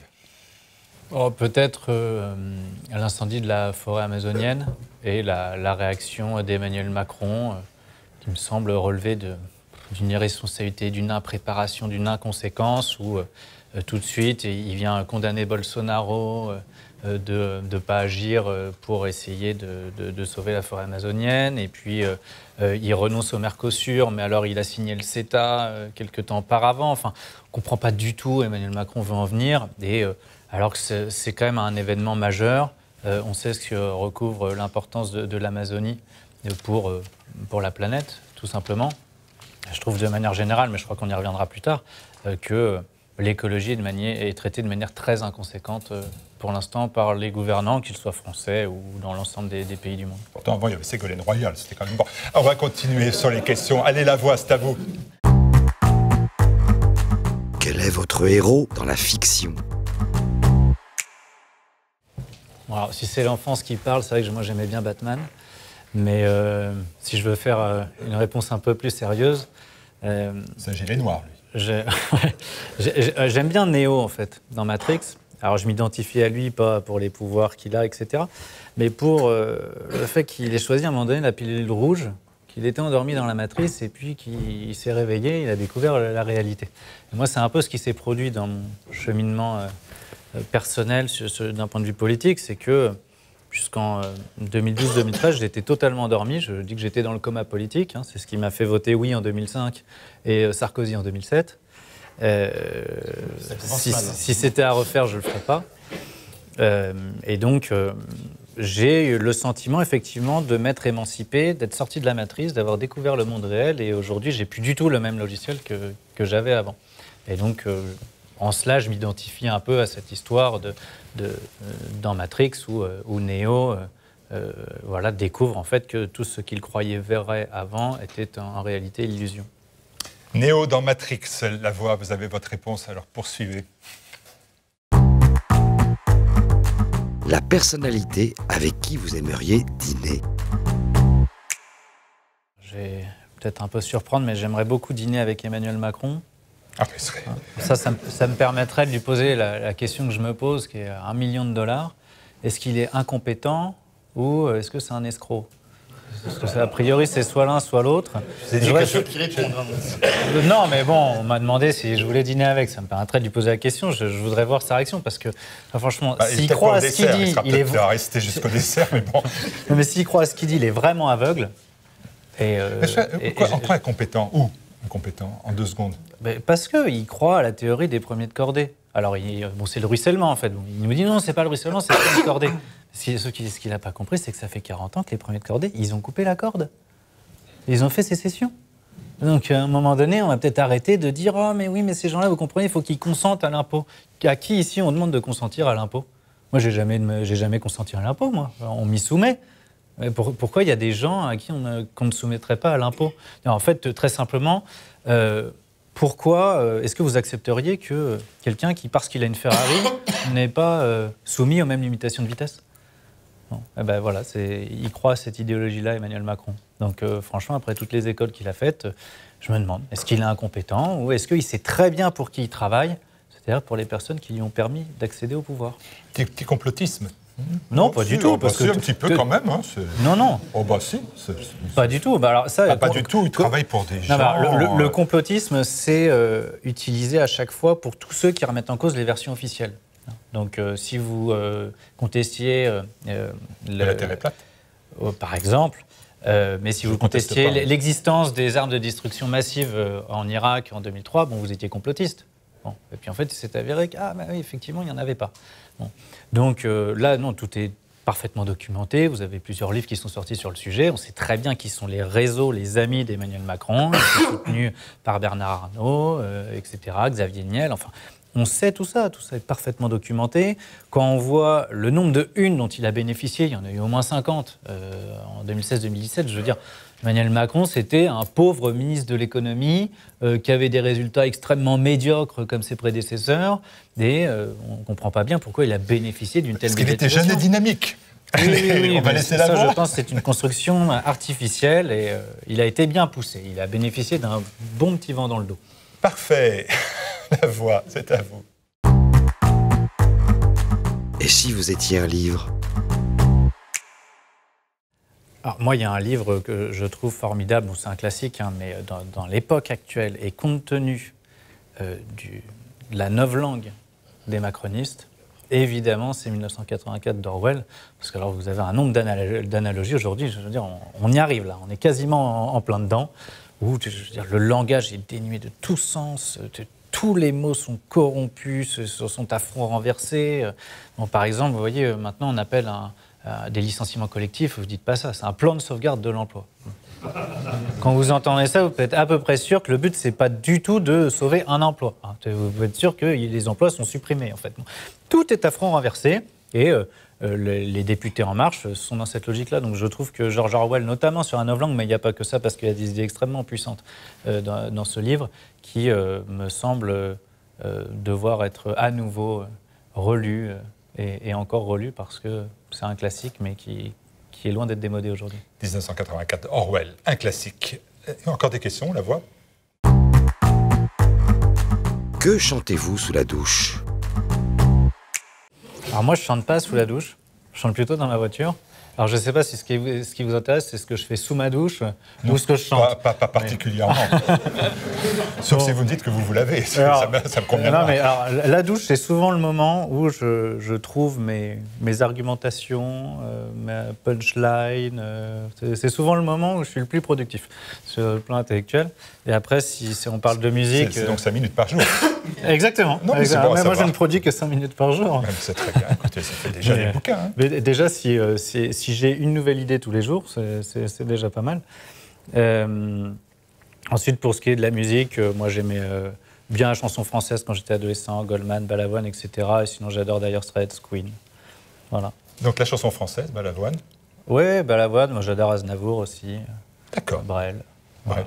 Et les vivants? Et Goldman, on a dit Goldman. Bah, oui, voilà. Allez, je vous ai sauvé. Et puis Mark Knopfler de Dire Straits, il n'est pas mort. Ah oui, d'accord, très bien, c'est parfaitement clair. Dernière question, j'ai l'impression. Que dira de vous la postérité? Pour rien, en plus, il fallait l'attendre, monsieur. Ouais, écoutez, si la postérité déjà retient que j'étais sincère dans mon engagement, ça m'ira très bien. Allez, la sincérité. Merci beaucoup, merci beaucoup. Allez, on se retrouve pour la suite de Bistro de Liberté dans quelques instants. On bord de la ligne jaune.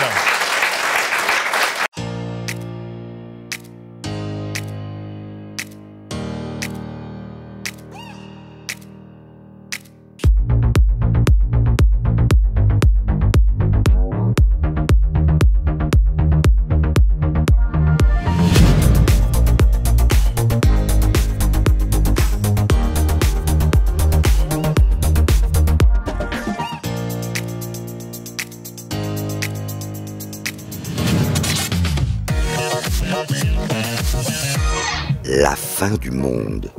Vous y croyez? Les livres de prédictions apocalyptiques annonçant la fin du monde sont des succès de librairie.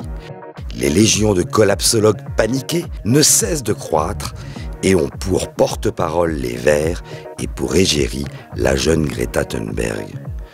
Et vous, la fin du monde prochaine, vous y croyez?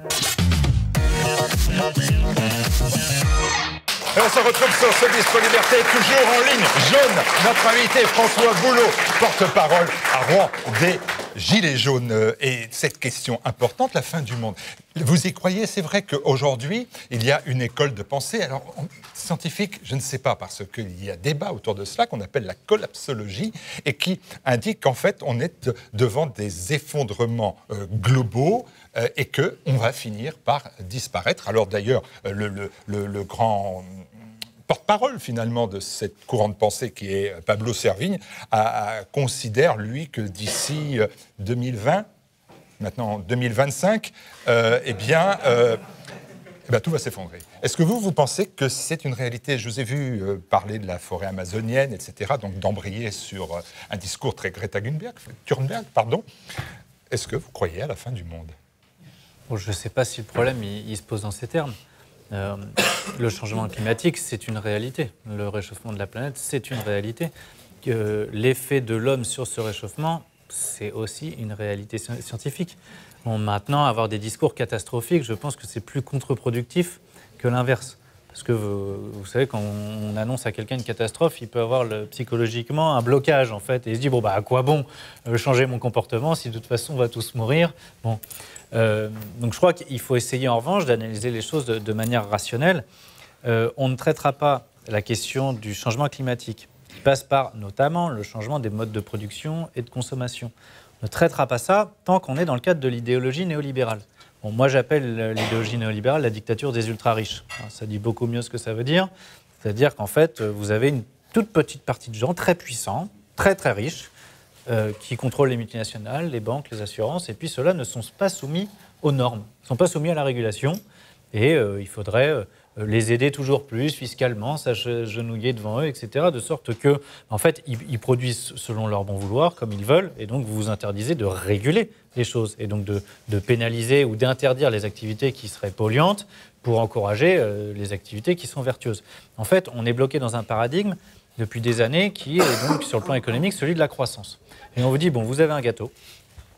Alors, il est réparti de manière assez inégalitaire. Les riches en prennent une bonne part, puis les pauvres, bon, ils prennent chacun la petite part qui leur revient. Et on vous dit, surtout, vous ne pouvez pas changer la clé de répartition du gâteau. Ça, vous ne pouvez pas, parce que si vous essayez d'imposer un peu plus les riches comme les autres, alors ils partent, l'économie s'effondre, c'est la catastrophe.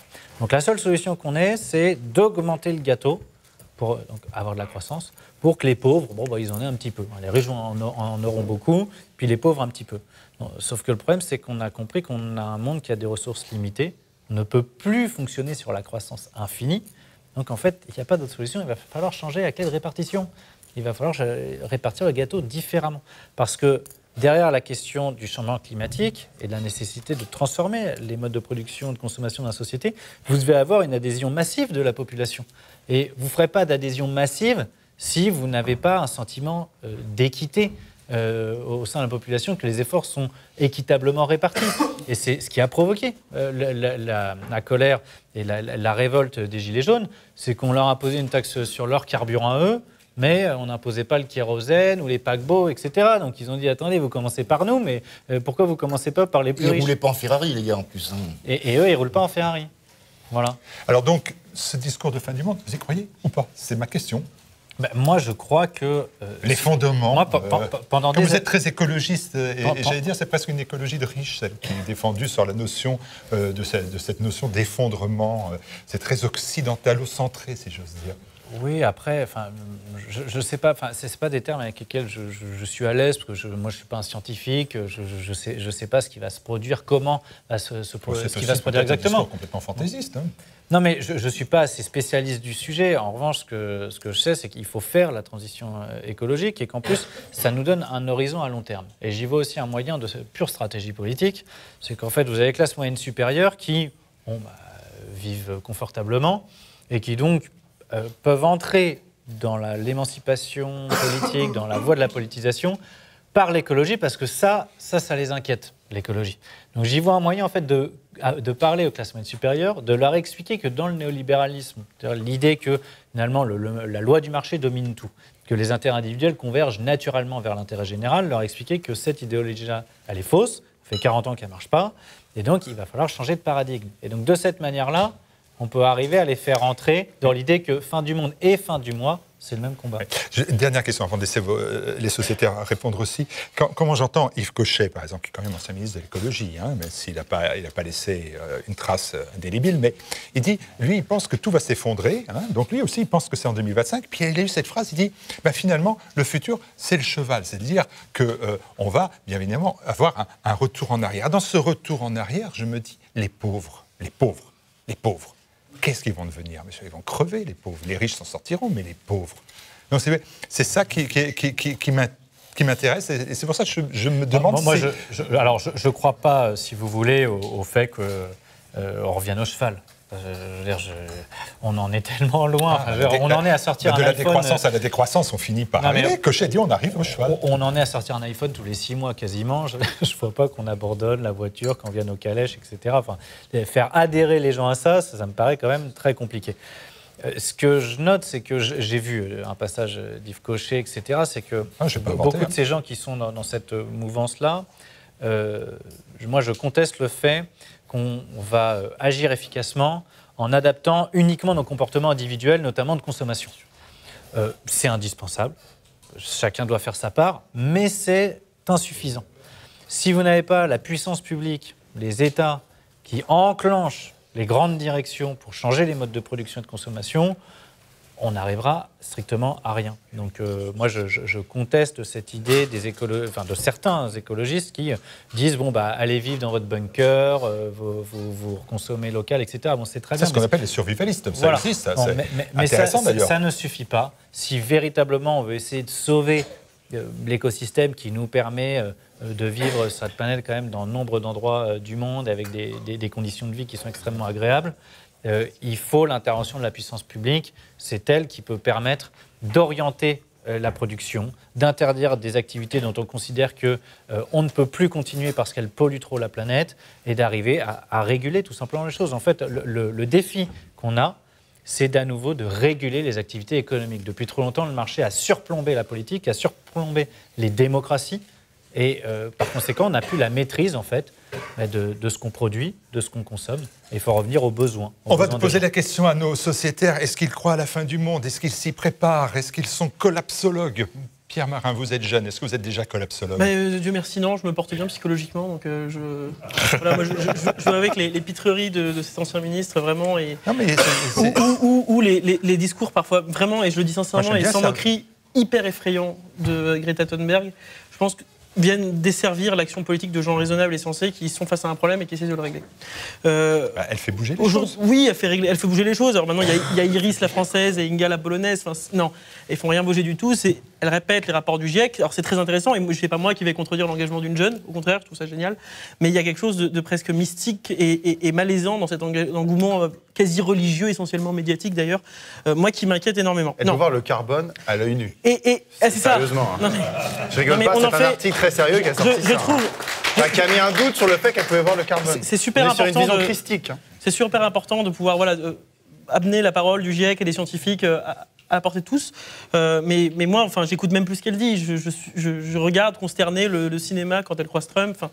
Et je trouve pas ça très sain. Bon, moi, je trouve simplement que le comportement de Cochet ou Greta, en tout cas des jeunes qui participent à ça, dit quelque chose de l'impuissance de ce camp-ci. Parce que je considère que ces gens, les progressistes, le camp du bien, sont responsables de la situation actuelle. Parce que le réchauffement climatique, c'est la première limite moderne au progrès. C'est-à-dire que dans le progrès, on a l'idée que tout ce qui est nouveau est amélioratif, tout ce qui est nouveau est forcément meilleur. Et bien là, non. Le progrès industriel, le progrès des moyens de production et du commerce est en train de détruire l'écosystème. Et il n'y a rien qu'à voir ce qui s'est passé cet été où le jour du vote du CETA, on organise comme par hasard la visite de Greta Thunberg en grande pompe à l'Assemblée. Et puis l'après-midi, on vote le CETA. Et quand une journaliste essaye de la mettre bien et lui dire « Qu'est-ce que vous pensez de cet accord de libre-échange qui va faire qu'on va encore faire traverser à des animaux l'océan ?» Concrètement, quand on se pose et qu'on y réfléchit, c'est quand même délirant. I don't care. Enfin voilà. Sur les questions écologiques, moi je pense que la prise de conscience, elle est générale. Elle est générale. Aujourd'hui, on sait tous qu'on abîme nos écosystèmes et qu'il faut préserver les océans. On en parle assez peu, mais qui sont un vrai sujet.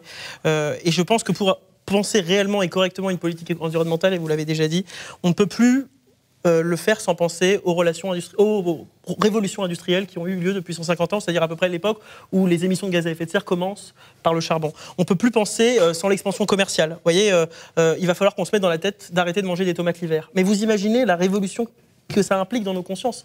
On ne peut plus penser sans une politique environnementale sans changer nos modes de consommation. On parlait tout à l'heure de l'alimentaire, mais on peut aussi parler du textile, on peut aussi parler de l'Internet, qui représente à peu près 10% de la pollution mondiale. Voilà. Et ça, je ne crois pas, pour finir en totale coordination avec François Boulot, que ça soit concevable... Convergence. Je préfère. Que ce soit concevable dans la mondialisation, ou en tout cas au niveau européen, dans l'État maastrichtien, qui est par essence la concurrence et le commerce. On continue on continue les points de vue. Qui est-ce qui veut prendre la parole? Romaric, Sangars. Pierre Gentillet. Allez, tous les jeunes à l'assaut. Je vais rebondir justement sur, puisque Pierre a lancé le sujet Greta, je vais m'engouffrer dans le sujet Greta pour parler de la fin du monde. Parce que, voyez-vous, moi j'ai écouté, j'ai essayé d'écouter ce qu'a dit Greta Thunberg, à chaque fois je prononce mal le nom, c'est bien ça, c'est Thunberg. C'est ça, c'est ce que j'ai en tête. Elle s'est exprimée à la tribune, je crois que c'était à l'ONU. Oui, c'est ça. Et elle a dit, elle a fait un discours complètement inconséquent, absurde, hystérique, dans lequel toute la presse était en pamoison. En même temps, c'est la presse qui l'a fait monter. Je veux dire, cette fille-là, elle n'a que la presse avec elle, parce que vous avez juste à lire... Des dizaines, des centaines de milliers de jeunes qui défilent dans le monde entier pour le climat. Alors me dites pas que c'est... Une manifestation spontanée. Non mais attendez, on est d'accord, c'est une bonne cause. Le problème, c'est que la cause est mal instrumentalisée. Je vais vous dire une chose, les gens sont pas dupes. Je me suis amusé à regarder un article de 20 minutes, pour pas le nommer, et sur Facebook, et vous regardez les commentaires en dessous, mais c'est hallucinant. Vous voyez qu'ils sont tous en train de taper sur Greta Thunberg en disant que c'est une manipulation, que c'est monté, etc. Mais ça ne veut pas dire que la cause est fausse.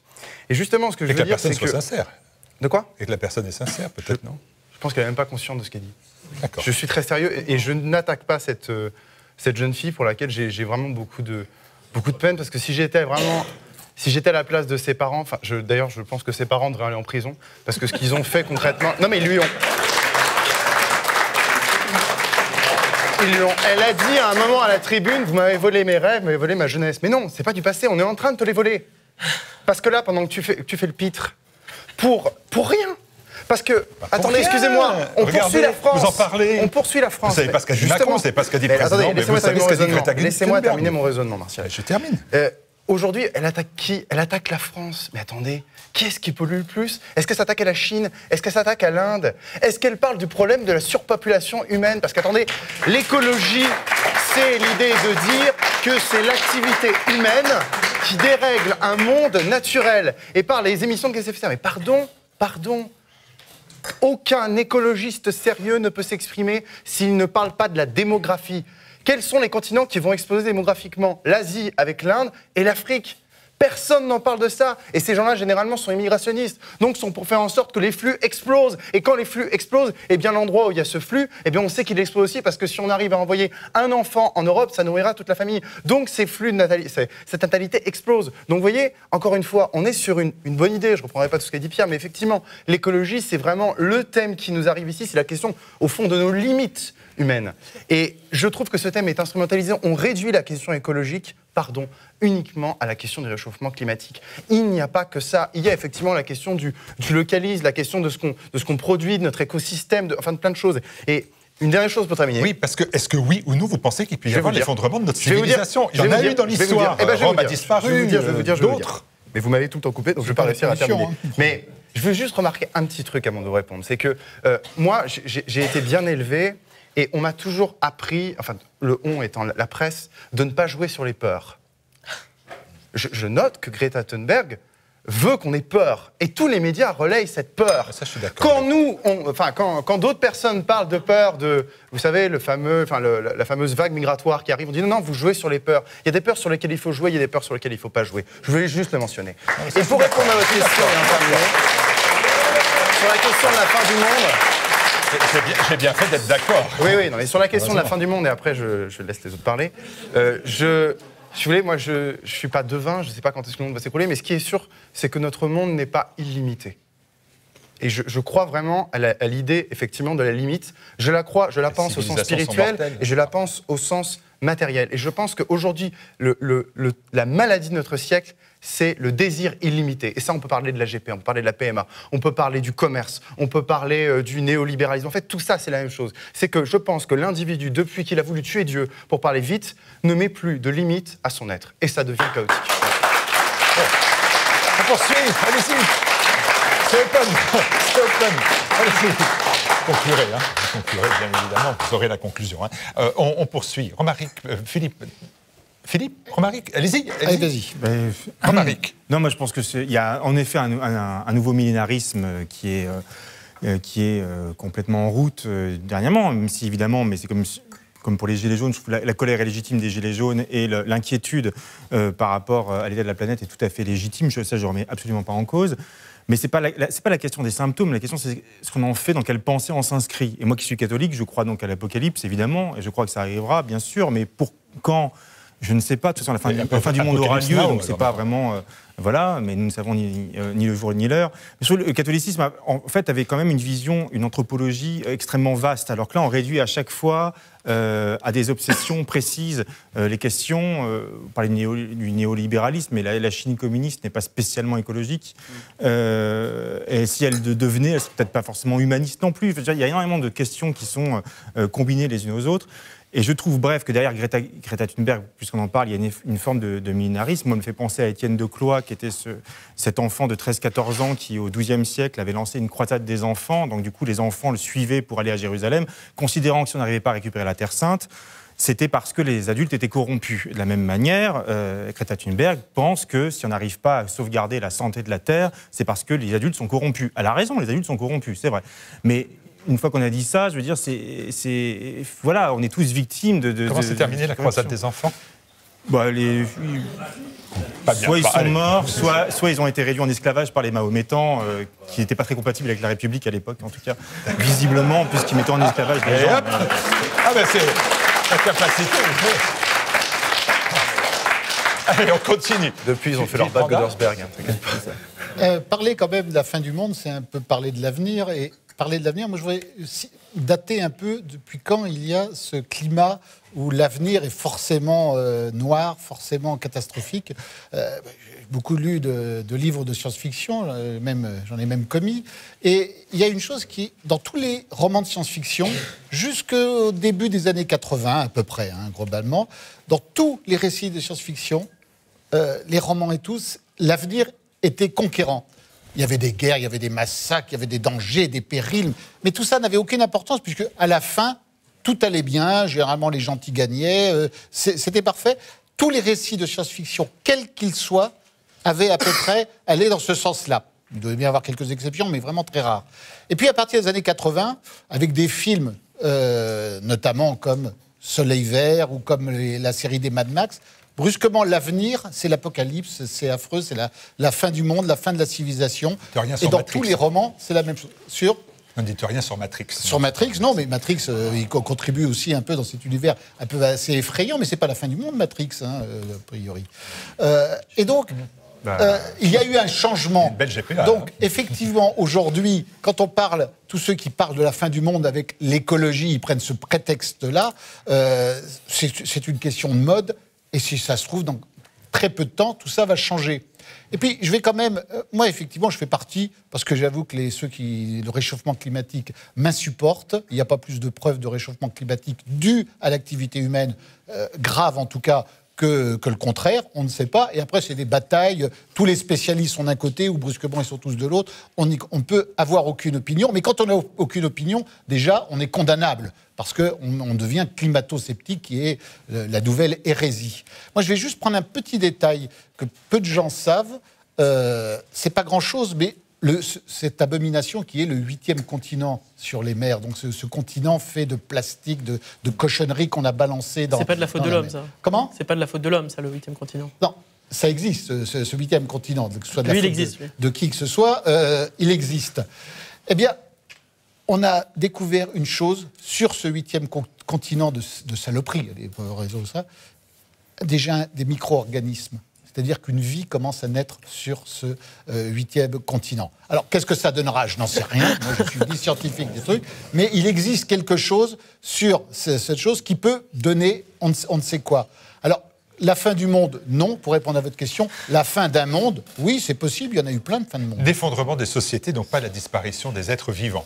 Oui. J'ai bien compris. Ah oui, les causes, les micro-organismes existent. Il plaide pour les vers de terre. Et il plaide pour les vers de terre. C'est vrai, vous plaidez pour les vers de terre. Je plaide pour rien, je donne juste, moi... Yves Cochet nous ramène au cheval, vous nous ramenez au vers de terre. Bon, ben écoutez... Pour l'instant, il n'y a même pas de vers de terre, c'est des micro-organismes. On verra bien ce que ça donne. Émeric Caron va adorer. Il reste... Oui, Émeric Caron va adorer, absolument, je suis d'accord avec vous, Pierre. Nicolas, vous avez non pas le mot de la fin, mais le dernier intervenant comme sociétaire. Et après, on va se coucher. Chaque chose ayant une fin, oui, la fin du monde aura lieu un jour, et par principe, on n'a jamais été aussi proche qu'aujourd'hui, mais on en sera encore plus proche demain, ainsi de suite, à la base. Ce qui est intéressant, non, quand Philippe Rand a dit que les experts se divisent sur le réchauffement climatique, non, il y a eu Allègre en son temps, un ou deux, il en reste un, mais les rapports du GIEC et des autres scientifiques sont formels. Le climat se réchauffe et par nature, l'activité humaine a forcément une influence. C'est l'effet papillon. L'activité humaine n'est jamais neutre. Là où ça devient effectivement un problème, c'est que ça tend à devenir une religion millénariste avec ses nouvelles prophètes. Et comme nature hors du vide, c'est vrai que cette religion a remplacé l'ancienne que vous évoquiez à l'instant, c'est la religion de la limite, qu'on retrouve évidemment dans le catholicisme, mais aussi dans les autres religions, où Dieu nous a donné la terre, mais ne nous appartient pas. Le principe traditionnel de la tradition conforme nous ne sommes pas propriétaires, nous ne sommes que dépositaires. Voilà, dépositaires. On nous a donné un jardin, on doit le transmettre à nos enfants. Et ce qui fait qu'effectivement, ça prend cette nouvelle religion millénariste, pessimiste, et c'est assez intéressant de voir que son corollaire, c'est la religion de l'intelligence artificielle, où on voit des écologistes qui veulent protéger Mère-Terre, mais la famille, le père et la mère, sont quand même dans l'écologie humaine, ce sont les mêmes qui pensent qu'il faut se mettre à genoux devant la Terre, mais qui sont en train de manipuler l'homme. Là, pour le coup, sont vraiment des névroses de fin de siècle. Et de toute façon, je pense que ce monde va assez droit dans le mur. Et des gens vous êtes collapsologue. Et la preuve en est que des grands politiques sérieux l'ont compris. Vous évoquiez la Chine tout à l'heure. La Chine est en train de prendre des mesures écologiques. Bon, c'est fait à échelle chinoise. Et comme ils ne s'en pas d'élection, oui, avec le Parti communiste au pouvoir, oui, on est en train de réduire drastiquement le nombre de véhicules. Maintenant, pour avoir une voiture à Pékin, il y a des listes d'attente et ils en sont à tirer des gens au sort. Oui, en quoi ça va être retour vers le passé, ils seront tous en bicyclette comme... ils auront des vélos comme à l'époque de Mao. Quoi. Un État fort par rapport à ça peut avoir des vraies solutions. Les pétromonarchies ne sont pas plus écologistes que le communisme ou le libéralisme. C'est un désastre écologique absolument, mais une catastrophe. Vladimir Poutine, en 10 ans, a réussi à faire ressurgir la mer d'Aral. Comme quoi c'est possible, mais avec une volonté. Mais nous sommes aussi dans des pays, parce que tout le néo-mondialisme, il ne vient pas de n'importe où. C'est le capitalisme anglo-saxon, c'est lui qui a répandu cette pieuvre sur Terre et qui maintenant commence à pleurer sur ses résultats. Mais ces pays-là, effectivement, ont cet avantage, c'est le monde économique est assujetti au monde politique. Dans nos sociétés, c'est le contraire. Vous parlez tout à l'heure d'Emmanuel Macron, c'est quand on dit que c'est le candidat du système médiatico-économique, c'est pas une vue de l'esprit, c'est pas du complotisme, c'est une réalité. Donc, comme il est redevable à ses puissants sponsors, c'est vraiment, en France, c'est la fin du politique. Mais dans des nations qui ont suivi d'autres voies, telles qu'on puisse appeler ça autocratie, autocrature, démocratie libérale, c'est au moins le retour du politique. Et quand le politique prend de bonnes mesures, spécifiquement en termes d'écologie, là c'est efficace. Vraiment, pour le coup, je ne suis pas du tout un défenseur des libéraux, mais par rapport à ça, je trouve en effet je ne défends pas la Chine communiste non plus. Non, mais je sais bien. Je sais bien, je dis juste que c'est pas comme mais on peut dire aussi que dans il n'y a pas d'atelier d'oiseaux en Chine. La logique bio, par exemple, qui est devenue un produit... elle est... Non mais d'accord, mais la logique bio qui est complètement libérale et qui est un produit, et que pour moi, qui n'est pas une solution à long terme, je veux dire, par rapport à ça, elle peut aussi être salutaire d'une certaine manière.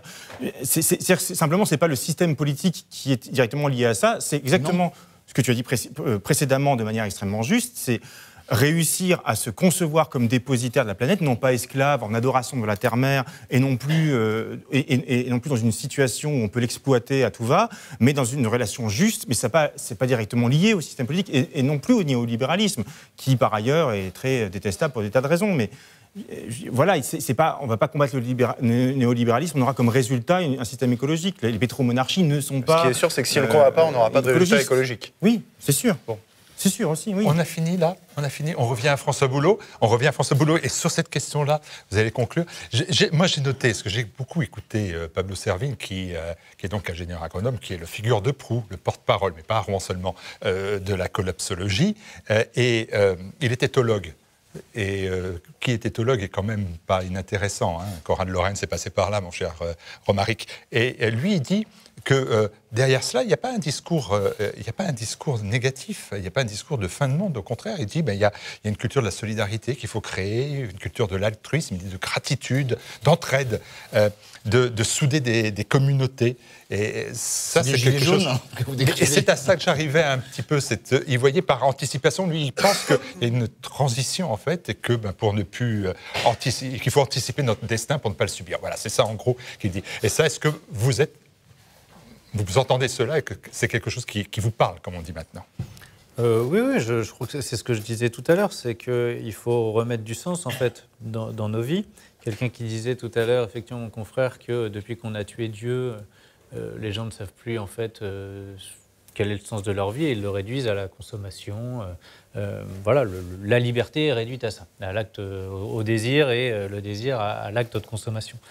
Bon, effectivement, retrouver dans les liens fraternels qu'on peut avoir, la communauté, les communautés qu'on peut créer, mais aussi le rapport à la nature, c'est-à-dire que ça donne du sens en fait, on trouve du sens à la vie. Quoi qu'on dise du réchauffement climatique, dont effectivement, a priori, scientifiquement, il est établi que l'homme a un impact. Il y a aussi la question de l'alimentation qui se pose, parce qu'on a pourri nos sols depuis des années et des années, et aujourd'hui, on sait très bien que les aliments qu'on mange n'apportent pas du tout les mêmes apports qualitatifs que ce qu'ont pu connaître nos parents ou nos grands-parents il y a des années de ça. Donc, je crois effectivement qu'il faut essayer de remettre du sens. Mais là, on est sur l'un des derniers niveaux de conscience, en fait. C'est la métapolitique. Exactement. Ce point d'entrée-là, c'est pas par ce point d'entrée-là qu'on va réussir à émanciper les gens.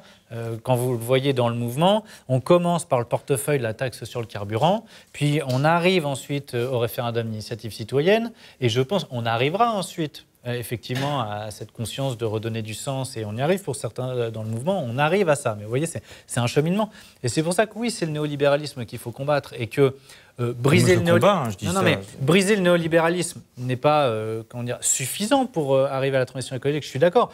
Mais le néolibéralisme est ce qui bloque aujourd'hui les gens, c'est l'idéologie dominante qui est dans les esprits, qui a infusé les cerveaux depuis 40 ans par le travail médiatique qui a été fait. Dans les écoles. Et dans les écoles, de créer du fatalisme, de la résignation. Les gens pensent que cette idéologie-là qui s'applique, de toute façon, est le bon sens et la réalité, et qu'on ne peut pas faire autrement.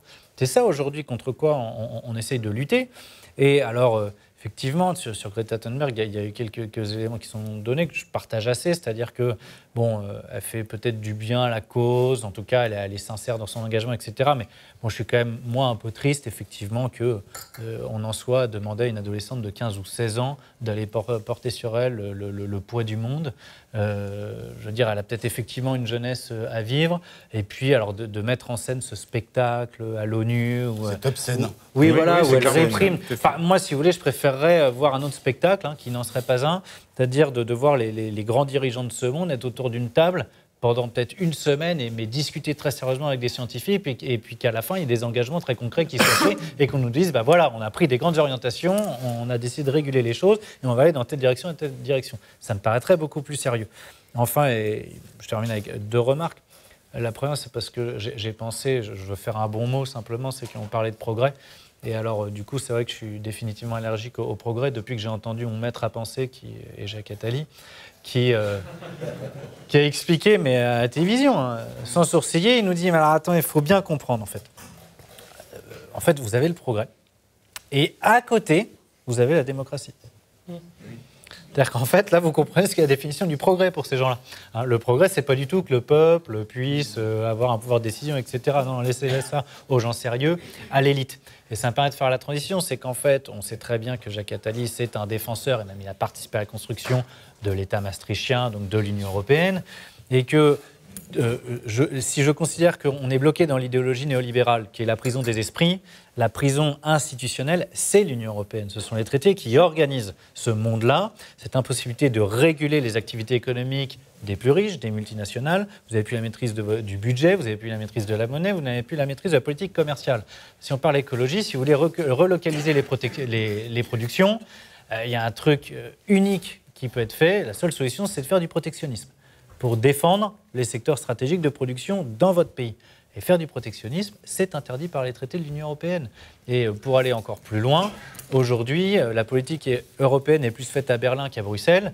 Et donc, pour ceux qui pensent qu'on pourrait modifier les traités, qu'on va s'entendre, etc., bon, il faut bien comprendre que déjà, c'est la règle de l'unanimité, que 27 pays membres, on n'arrivera jamais à se mettre tous d'accord, et que surtout, l'Allemagne, de toute façon, bloquera. Elle ne veut pas faire du protectionnisme au niveau européen parce qu'elle a un modèle qui est basé sur les exportations de ses voitures et que du coup, elle ne veut surtout pas qu'on vienne taxer la Chine ou les États-Unis parce qu'elle craint les mesures de rétorsion dont elle pourrait être la victime.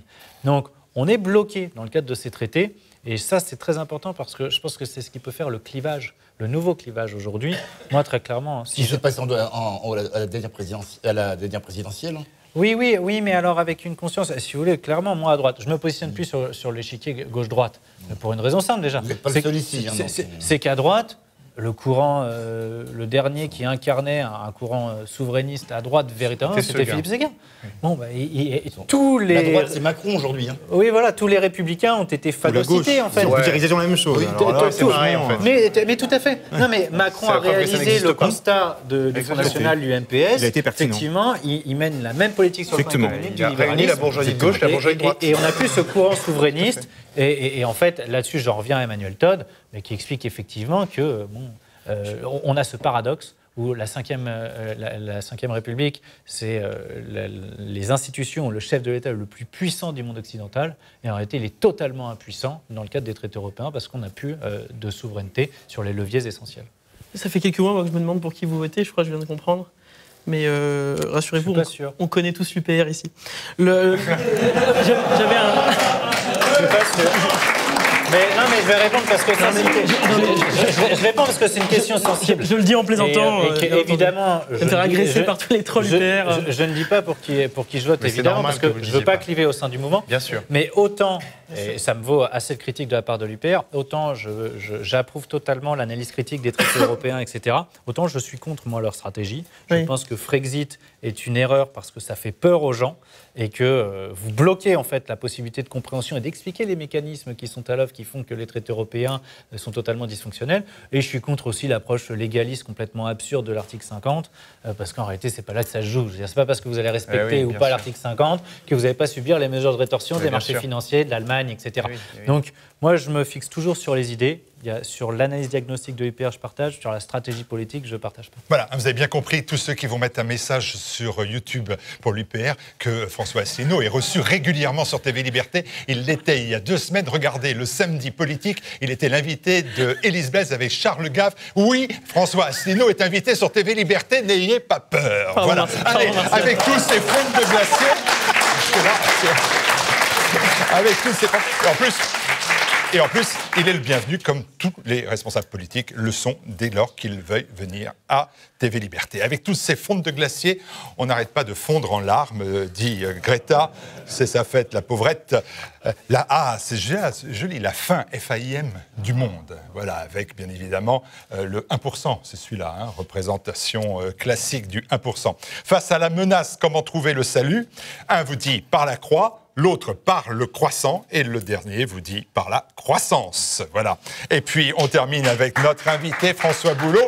Je suis pour la fin du monde de Macron. Ça vous va? Merci François Boulot. Merci beaucoup d'être venu.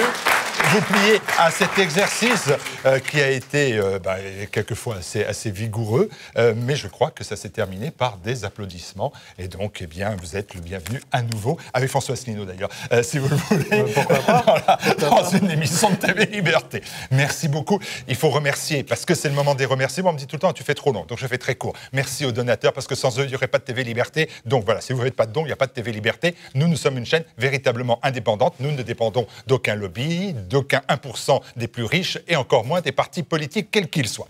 Ensuite, il faut remercier les techniciens, parce que sans eux, il n'y aurait pas d'émission de TV Liberté. Et ce n'est pas parce que je ne les cite pas qu'ils ne sont pas valeureux et qu'ils le méritent.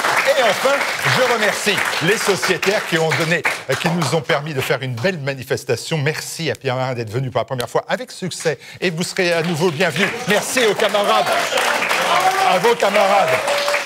On se croirait dans un jeu de Julien Lepers.